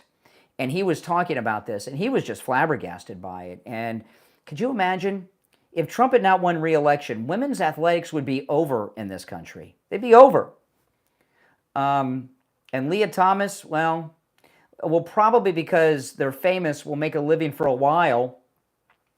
But, you know, there's another thing, too. You got to, you know, obviously there's some wackadoodles over at UPenn that allowed this, but probably not as many as you think. You know, a lot of people, I think, were going along with all this woke stupidity because that's just what this is just stupid. It's just a stupid thing, right? I mean, how can you even debate this, right? You know, and I saw a video on X yesterday. This guy, he filmed this off his doorbell camera, which, you know, I'm going to be talking about Sloman's free doorbell camera offer in a few minutes, but he filmed this on his doorbell camera. He set up some hookup on Tinder with a girl, and the girl came to his apartment, and it was not the girl that he thought she was, if you know what I mean. And he caught it on his doorbell camera, and he put it up on social media. That was becoming a normal thing.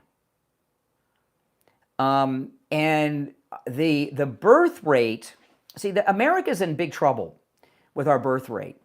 Our birth rate and death rate are about the same. The birth rate is only slightly above the death rate, which is bad news, right? And so why do you think the birth rate's so low? You know why? Because so many people have been conned into this transgender thing that people of childbearing years are not having enough of reproductive type sex to have babies. That's one of the big problems in this country, and that's how you destroy a society. And this became popular. This whole trans thing, the root of it was China. They did this through TikTok. I talked about this a couple years back when it first happened.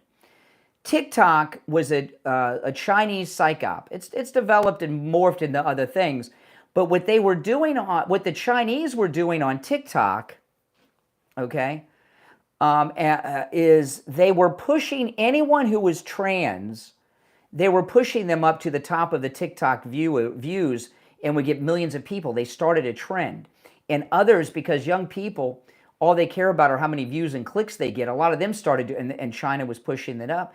And in a very short time, we had Leah Thomas and other things going on. It was all started by China. It was a psych op. It was very successful, done through TikTok. And that's why the birth rate's so low in this country, almost equal to that of the death rate. But there was another big victory yesterday, which I'll tell you about after the break, all right? But first, I want to tell you about the free doorbell camera offer from Sloman's. Sloman's will give you a free doorbell camera that connects directly to your cell phone with the installation of your Sloman Shield. This is a great gift for yourself and your family at home, but it's also a great gift for your adult children living on their own. It's also a great gift for mom, dad, grandma, grandpa, too, that are older. Okay, you can give this as a gift. Give them a call no matter where you are. The number is 833-283-5050. But they're not just going to give you a free doorbell camera that connects directly to your cell phone with the installation of your Sloman Shield. Sloman's is also going to give you a free customized home security system and professional installation when you use their low-cost central station monitoring. You get an LED touchscreen, a motion detector, 10 contacts, a lifetime warranty, a backup battery, plus you'll receive a free doorbell camera with the installation of your Sloman Shield. Give them a call right now, 833-283-5050. 833-283-5050. That's 833-283-5050. We'll be right back.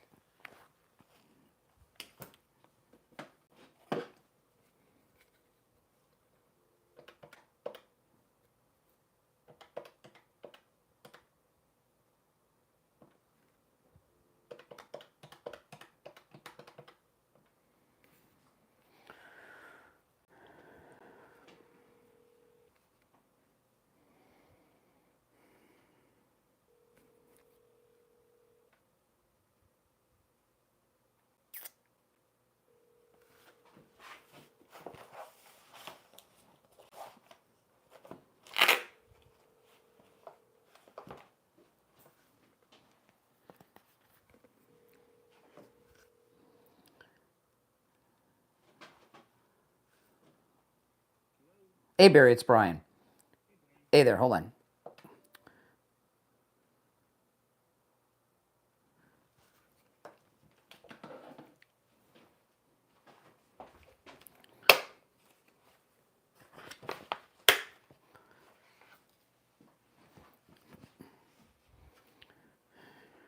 Okay.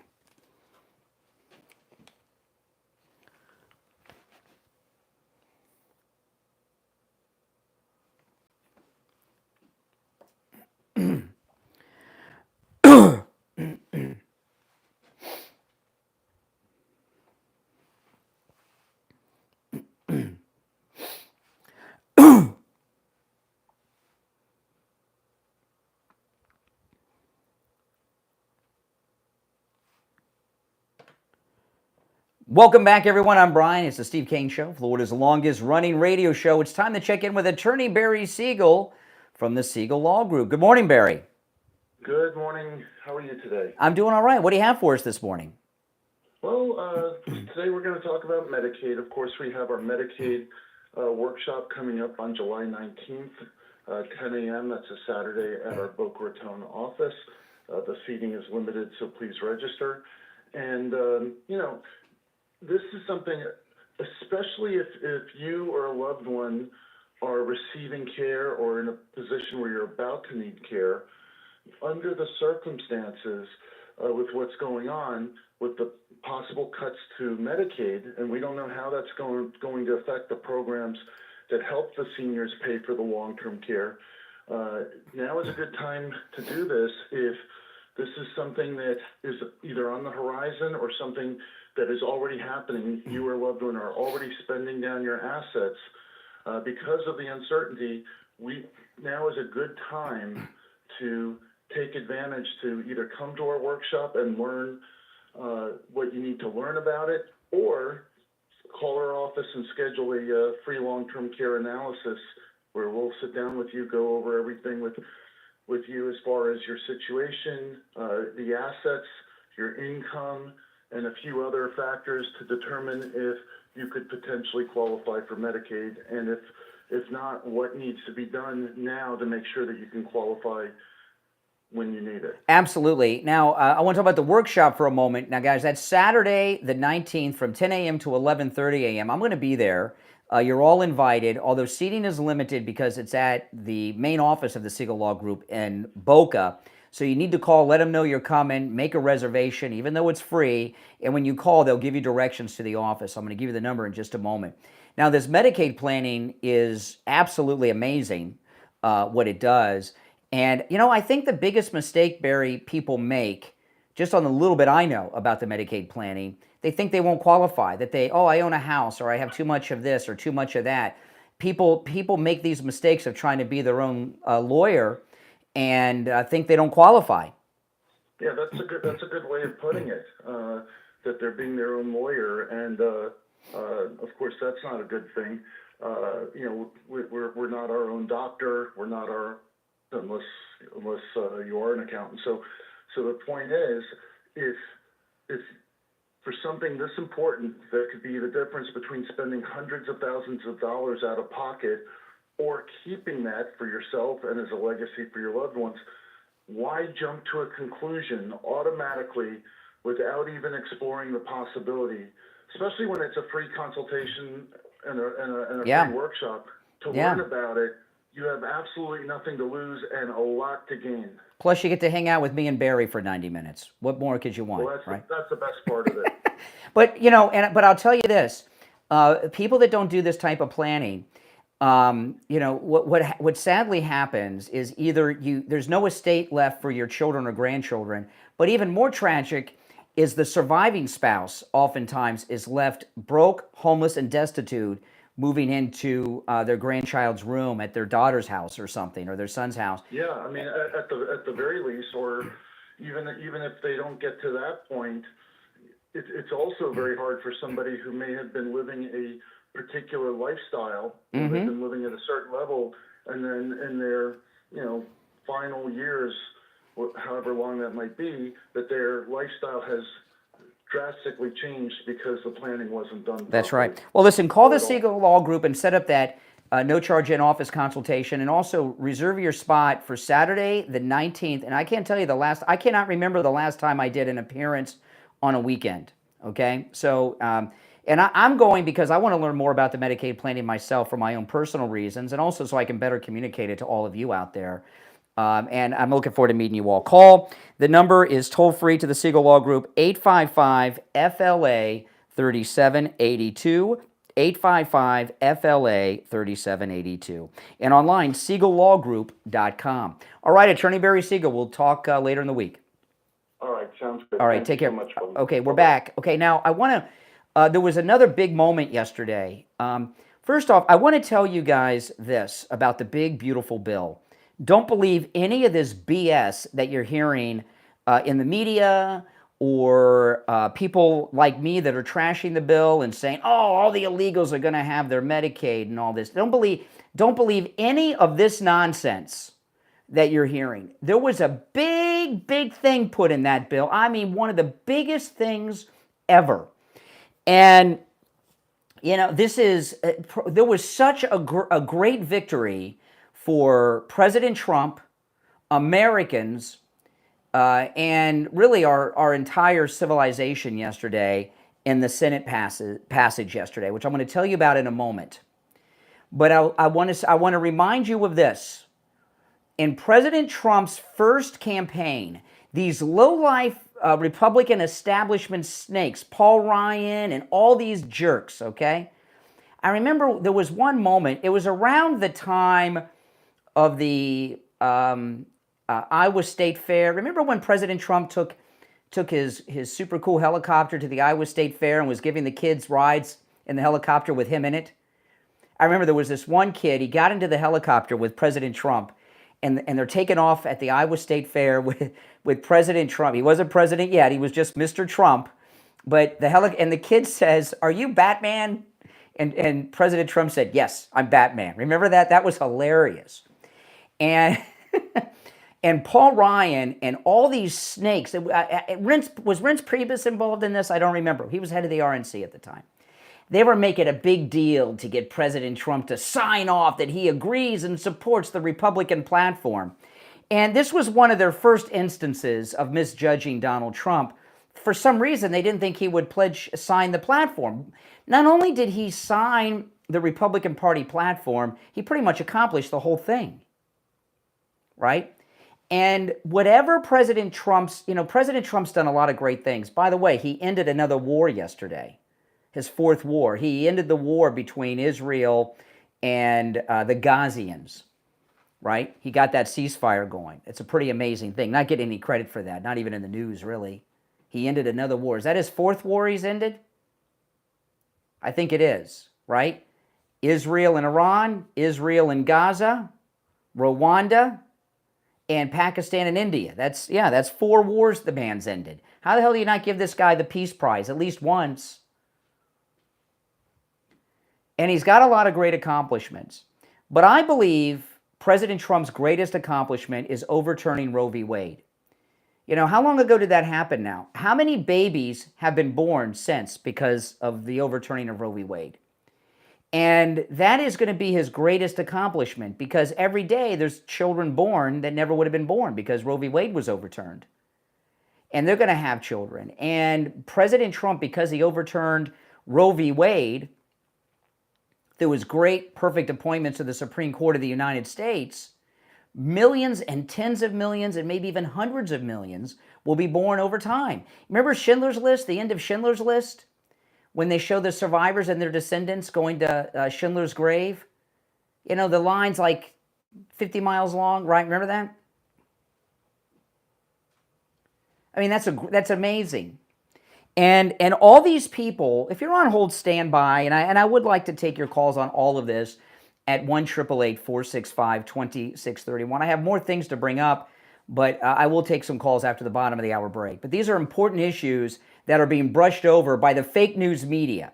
So the Senate passes the big, beautiful bill, and you hear all this nonsense. Oh, the illegals are still going to have their Medicaid. Bull. And a bunch of other things, okay? Did you know that the Senate cut the funding to Planned Parenthood yesterday? They cut the funding to Planned Parenthood. The Republicans have been talking about doing that for as long as I can remember. It was part of the vote yesterday. And J.D. Vance was the tiebreaker vote. Finally, how many times have you heard Republicans who had no intention on doing it going out there, oh, we got to cut Planned Parenthood? It just happened. This president overturned Roe v. Wade and cut funding to Mengele's, Margaret Sanger's Planned Parenthood. It's amazing. And you know what? I don't see any of those Handmaid's Tale costume wearers in the streets screaming about it. And when President Trump signs that bit, so Marjorie Taylor Greene, I love you, but stop with the crap. We want the House to get that bill done and sent to Trump right away so he can sign a bill that ends the funding by the federal government to Planned Parenthood, Margaret Sanger's organization. That is amazing. And you know, you're not even hearing about this because the leftists in the media and the Democrats don't want you to know about that because they know how popular Trump is, how unpopular abortion is, and everything that goes along with it. This is amazing. All these other Republicans before Trump were fake Republicans, telling us what we wanted to hear to get us to vote for them with no intention on moving the U.S. Embassy to Jerusalem, overturning Roe v. Wade, cutting funding to Planned Parenthood, cutting funding to National Public Radio, cutting funding to public television. The list goes on. So don't believe any of this nonsense that this bill is not a conservative bill or a MAGA bill or anything else. And I told you guys, I said, you know, when this bill gets passed, we're going to find out what's really in it. This is one of the things that are really in it because they're not telling us what's really in it. And you can't read the bill and understand it. It's written like, you know, directions from IKEA, okay? You know what I mean? All right, our number is toll-free 1-888-465-2631, 888-465-2631. We got an incredible offer from MyPillow. This is an exclusive special to our Steve Kane listeners out there with our promo code KANE, K-A-N-E at checkout. Listen to this. Free with any purchase with our promo code KANE at checkout, K-A-N-E. Mike Lindell is going to give you a free, with any purchase, a With God All Things Are Possible multi-use MyPillow 2.0. Now, this is a great passage, a beautiful passage from Matthew and our beautiful Bible. And that MyPillow 2.0 is the one with the temperature regulating technology. It keeps you cool all night. You'll never flip the pillow over again looking for the cool side. The cover has this With God All Things Are Possible on it, and it is so beautiful. It is valued at $39.98. That's what it would cost you to buy it. You get it for free with any purchase with our promo code KANE at checkout, K-A-N-E. You can also order by phone, 1-800-716-4879. 1-800-716-4879. 4879. We'll be right back.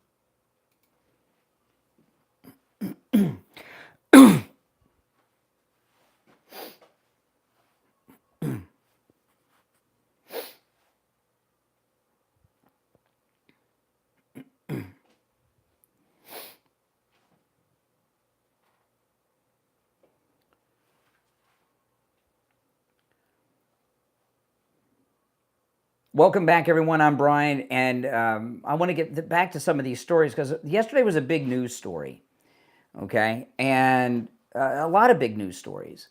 And there's so many great news stories, you know, we can't totally fault the media for not reporting them. It's hard for them to, there's so many balls up in the air that to juggle them all is difficult. And any one of these stories that I've talked about today is a whole show's worth of discussion and phone calls. And I'm going through some of them faster than I'd like to. But these have to get out there because you know what, there's going to be a bunch of new ones today. I don't want any of this to be forgotten. Now, this is another one that I think the lead is being buried, okay? And it's being buried on purpose because this is one story about the media that the media is not that excited about. Trump forces CBS into humiliating settlement. This is about that 60 Minutes interview, okay, with Kamala. And this is one of the most historic things that have ever happened with the media and the president and and really in our country. You know, Hannity, I don't know if he still says this on his radio show or not. He used to say that he'd come back from a break at the top of the hour and he'd say, "We're here combating liberal media bias." And in all the years I've been doing talk shows, that's really what we've been doing on the right. You know, and the rise of Rush Limbaugh when he became nationally syndicated, okay? When he became nationally syndicated, he got super famous. He was around before, but he became a household name. He became nationally syndicated everywhere at the same time that Bill Clinton became president, around that time. And he was combating the liberal, and he would talk about this, the liberal media propaganda machine about the Clintons. And a lot of controversial things happened in those Clinton years. People forget about it, but oh boy, that was a good time for talk shows. Let me tell you, it was a great time. But Rush Limbaugh was combating, and people like me, because I was on the air then, you know, we were combating the liberal media bias about the Clinton machine.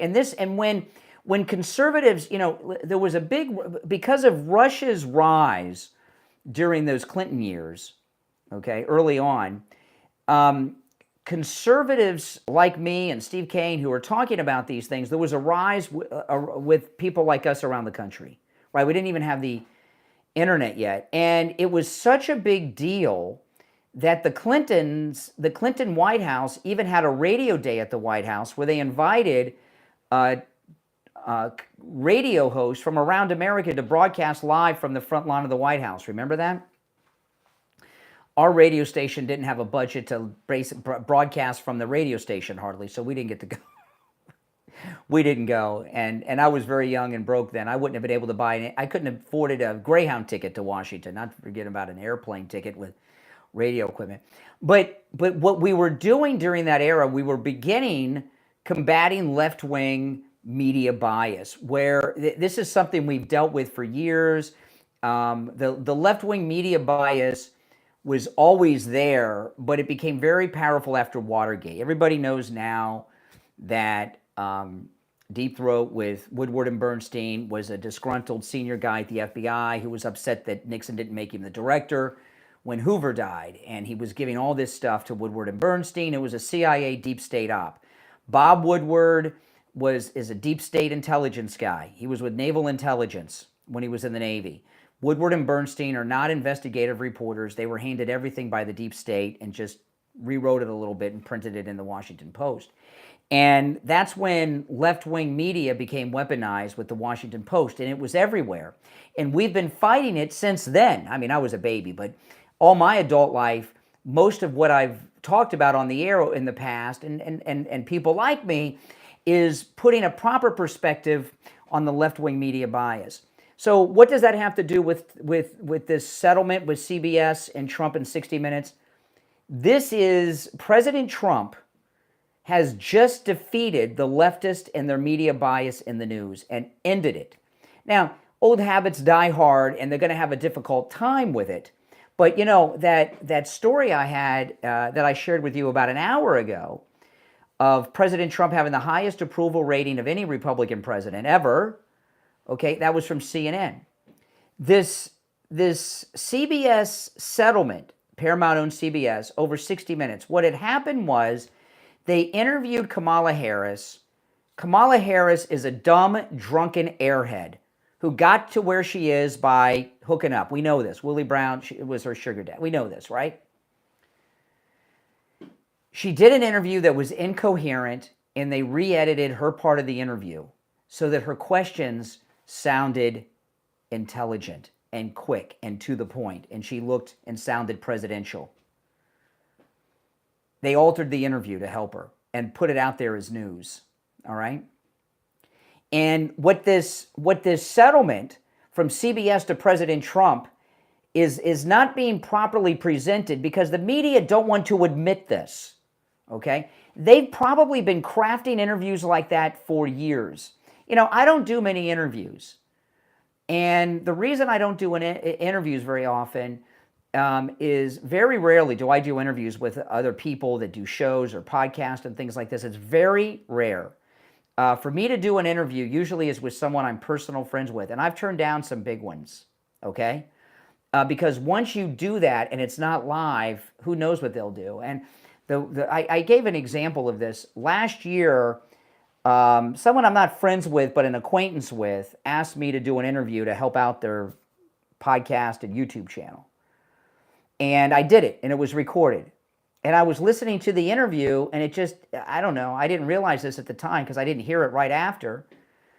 But I was not answering his questions. The guy was asking me some questions, and I was talking about other things. And I talked to him about that. I said, it seemed a little different. And then he told me, he said, and I don't know if I buy this, but what they told me was this. They said they didn't, it wasn't in person. It was done online. We did an interview online. I was in my car in a parking lot in front of Chipotle, okay? And it was an online interview they did through a Zoom-like app. They told me they didn't record their part of the interview by mistake, so they had to re-record their questions and edit it together. Well, I would have done the interview over again if I'd have known that. I was so ticked off about it. And when I heard I was not answering the question, and I thought, oh, this is why I don't do interviews. Once you do something's recorded, they can chop it up, and who knows what you say. You lose control. And that's why I'm not into doing a lot of interviews, unless I'm friends. Like, you know, I'll do something with somebody I know and trust, and something live, things like that, things that aren't going to be edited. And this thing that 60 Minutes did with Kamala Harris was done so casually. My guess is this is what they've been doing all along, not just 60 Minutes, but all of the media in these sit-down pre-taped interviews.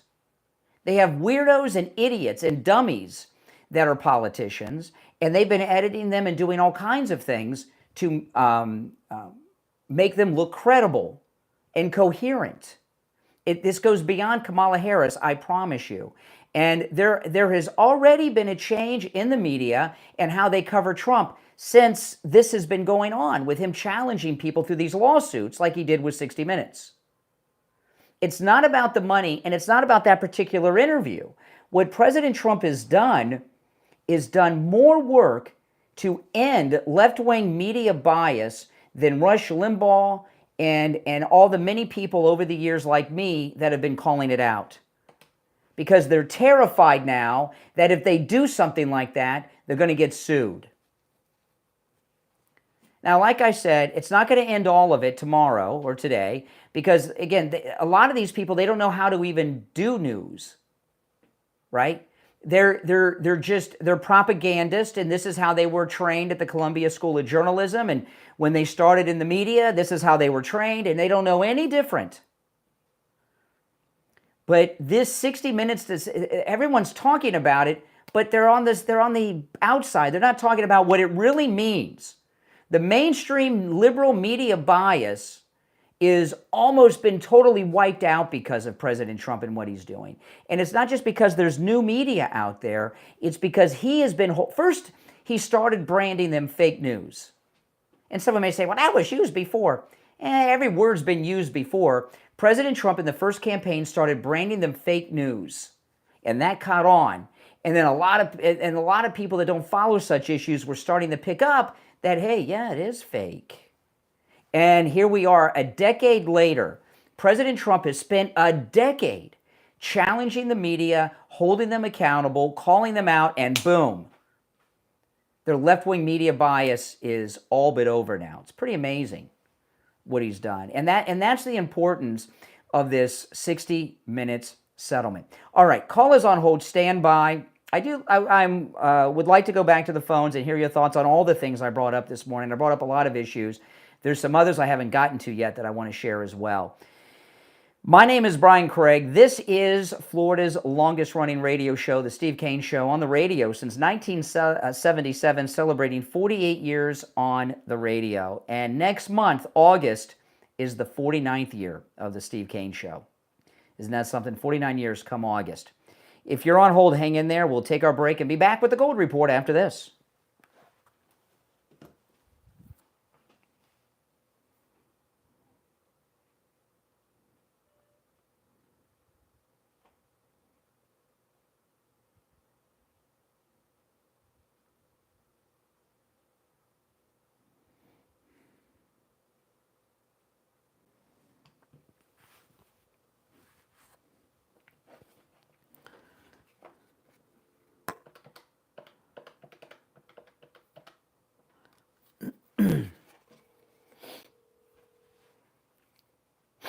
Hey there. Hold on.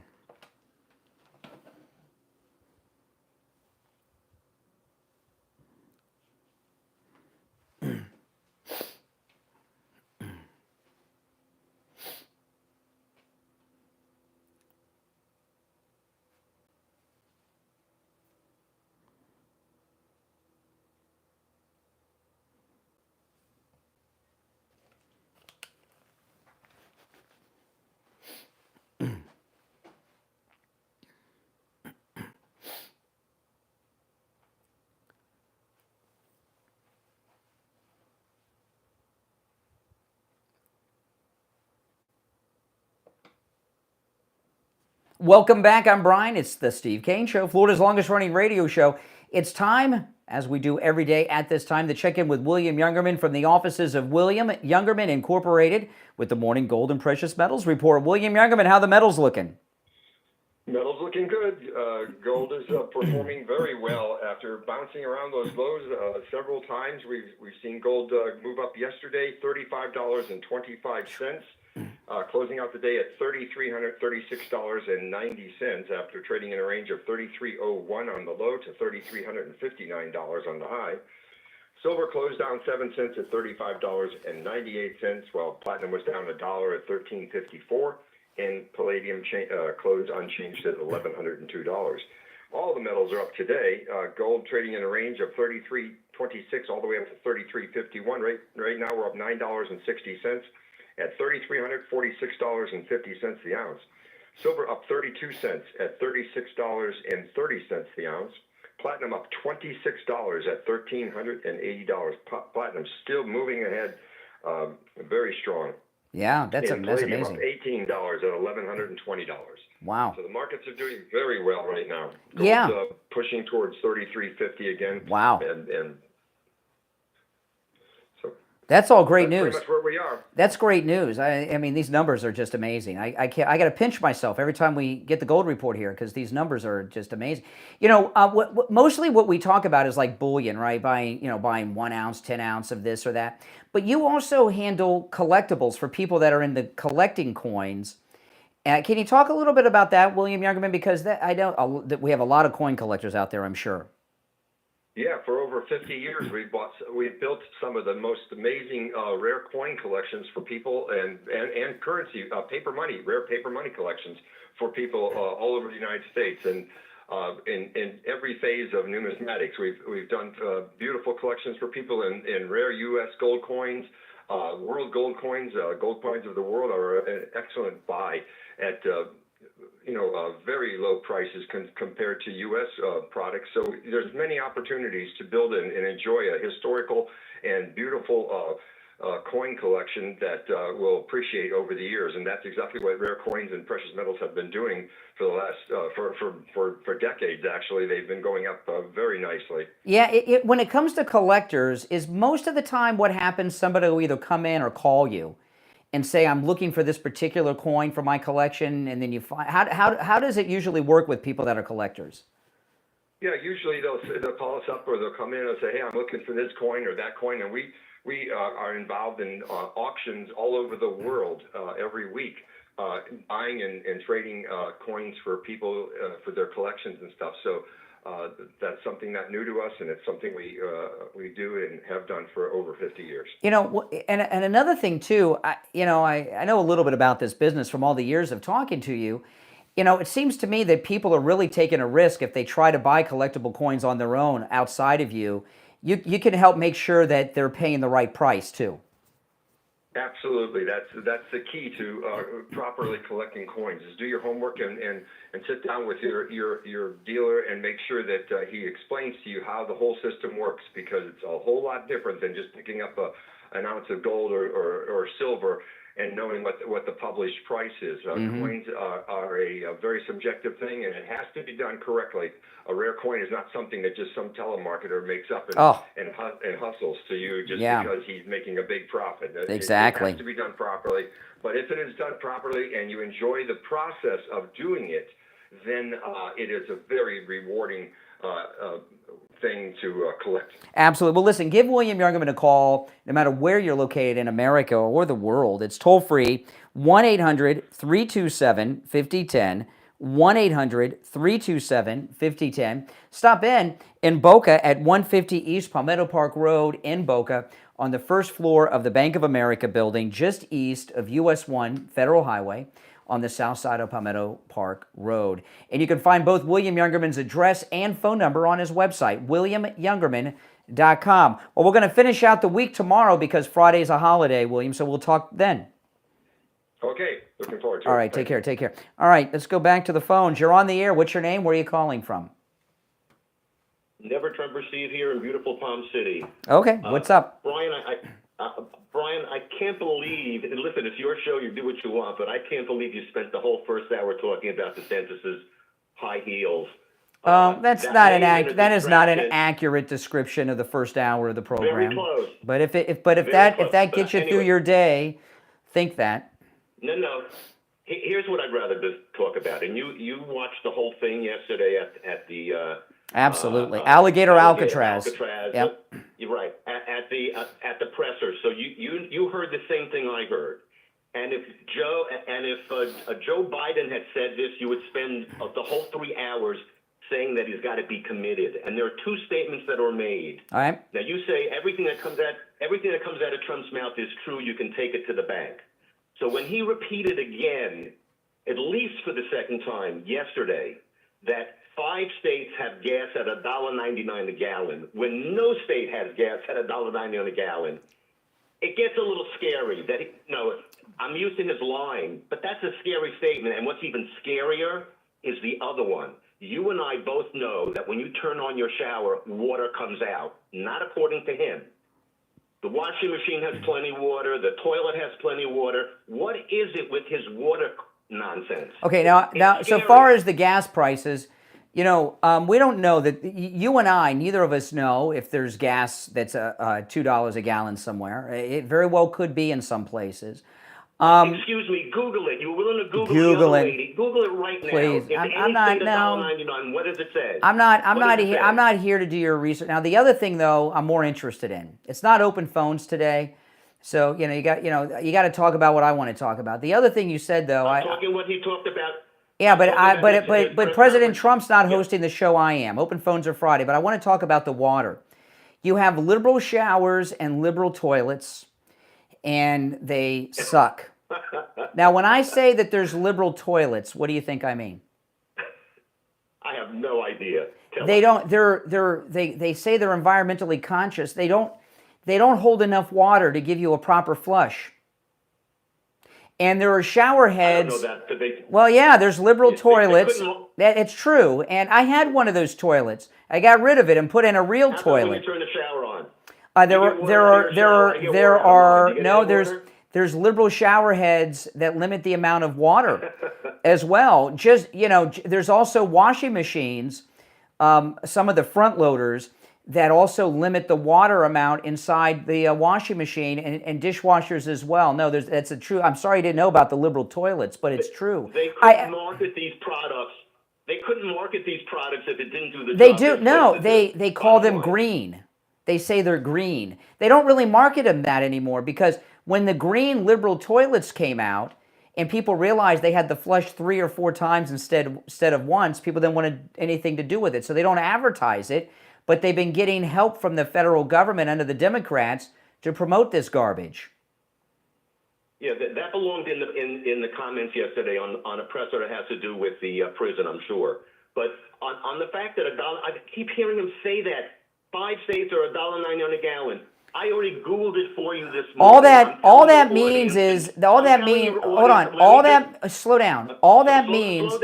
There isn't one state listen, that's even close to $1.90 First of all, not even close. When he says, I did not hear him say that yesterday. Okay, I missed that part. But of course you're going to say that. No, if I heard it, I'm gonna take your word for it. But the thing about that, okay, I'll just for the discussion, I'll assume he said it. That means that there's one gas station in each of those 5 states that sells it for $1.99. Do you know how gas stations price gas? What do you mean there's one? There is no evidence that any gas station. I don't know. and if There's there there's was, there's so many there's guys. not one. We don't know that to be a fact. If Trump says that, and I have heard him say similar things, it must be true. Or he wouldn't keep saying it. No, Brian, it must be a lie. It must be a lie. No. You can't First off, admit that he makes statements even that if aren't true. even if it's not true, which I don't, if he said it, I take it to. I always believe Trump. He's always. Of course you do. But I even know. if it's untrue, doesn't mean he lied. At worst, the worst case scenario is he was mistaken. That's different than knowingly lying. Yeah, why doesn't his staff correct him so he can? Well, but probably because they have information that it's true. But do you know how a gas station prices gas? Do you know how they do it? Tell me. It's up to the gas station owner. It's done by the neighborhood. It's done by the neighborhood. Like if you go in a nicer neighborhood, you're going to pay more for gas than if you're in the ghetto. And that's just I'm in a the nice way it is. neighborhood. I'm paying pretty low. What is more true, if you're close to 95 or a major expressway, they get you because they know you're close. You got to get back on the highway. No, there's a gas station in Fort Lauderdale right off of I-95 and Broward Boulevard. It's in the hood, and it's some of the cheapest gas around. But gas stations price by neighborhood, so it is possible that there are 5 gas stations, one in each of those 5 states. That's $1.99. It's possible. Hey, listen, I appreciate the call. I would like them to show us those gas stations, but there's a difference between knowingly lying and being mistaken. But if he keeps saying it, I'm going to assume it's true. You're on the air. What's your name? Where are you calling from? Rich Springs. Okay, speak up. Hello? Yep, you're on the air. The liberals' toilets and urinals you're talking about, they are true. Yeah, they are true. This is crazy. Yeah? They're called waterless urinals. That's correct. There's one right in Coral Springs Mall. And Yeah. it stinks out of heaven. Yeah, I know what you're talking about. You see those in men's rooms, and if your home toilet has to be flushed 2 or 3, 4 times, you've got one of those liberal toilets. Yeah, it's true. That's correct. And look the at shower heads. What Trump meant was that there's not enough water coming out, not no water, and that's because of the restrictors and they've done the same with the light bulbs. You can't buy light bulbs that are bright enough to read by at home. I don't even like LEDs, Brian, so I'm not going to comment on the light bulbs. Yeah, but the liberals have gotten involved in everything. And the liberal toilet, I remember the first time I used one of those liberal toilets was at one of our radio studio we had in Coral Springs. I thought it was broken. And that's like, oh, no, they put in a green toilet. We're ripping it out tomorrow. You're absolutely right. I appreciate it. Thanks for everything you do. Have a great day. All right, Brian. take care. Now, I want to tell you guys, Coastal Weight Loss Secret, they have a July 4th special going on that ends on the 7th. Now, today's Wednesday, tomorrow's Thursday, Friday is closed, and then it ends on the 7th, right, which is Monday. So call and take advantage. You've seen the miraculous weight loss I've had. I've lost over 35 pounds, no exercise, no prescription medications, no Ozempic, and eating foods I would normally eat. And I've lost over 35 pounds. Now, if you want to lose 300 pounds or you want to lose 20 pounds or anywhere in between, they can help you. But I saw what I look like on Inauguration Day at Wings Plus, and frankly, I'm embarrassed. That's why I want you guys to come see me on the 19th at Barry Siegel's office to get new pictures and delete those old ones. Okay, that's not me anymore. Okay, please delete those pictures. Call Coastal Weight Loss Secret. I'm going to give you the number. When you call, make sure you tell them you heard about them on the True Oldies channel, okay? And here's the offer. This is the July 4th special. 20% off for new patients. 20% off. It's a great deal. Here's the number.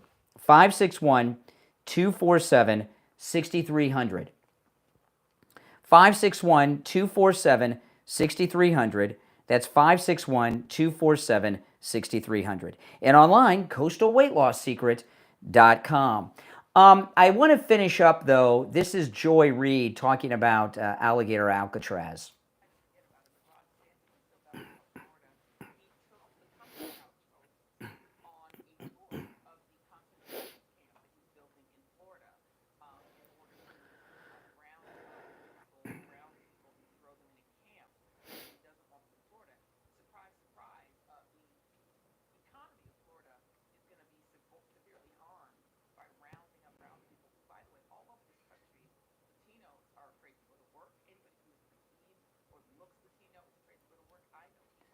Well, why are you afraid to go to work? I mean, if you got a government ID, they'll verify you right on the spot if they mistakenly stop you. A concentration camp, they keep calling it, right? Central air conditioning. They have lawyers there for them, and God only knows what else. That's a concentration camp, right? Oh, and by the way, there's no ovens, okay, to burn people up in. And there's no showers putting out poisonous gas. They have showers with beautiful, clean water. It's the Steve Kane Show, Florida's longest-running radio show. My name is Brian Craig. We will be back here tomorrow on this birthday week of our great country. This is Florida's longest-running radio show on the radio since 1977. God bless Donald Trump. See you tomorrow, 6 a.m.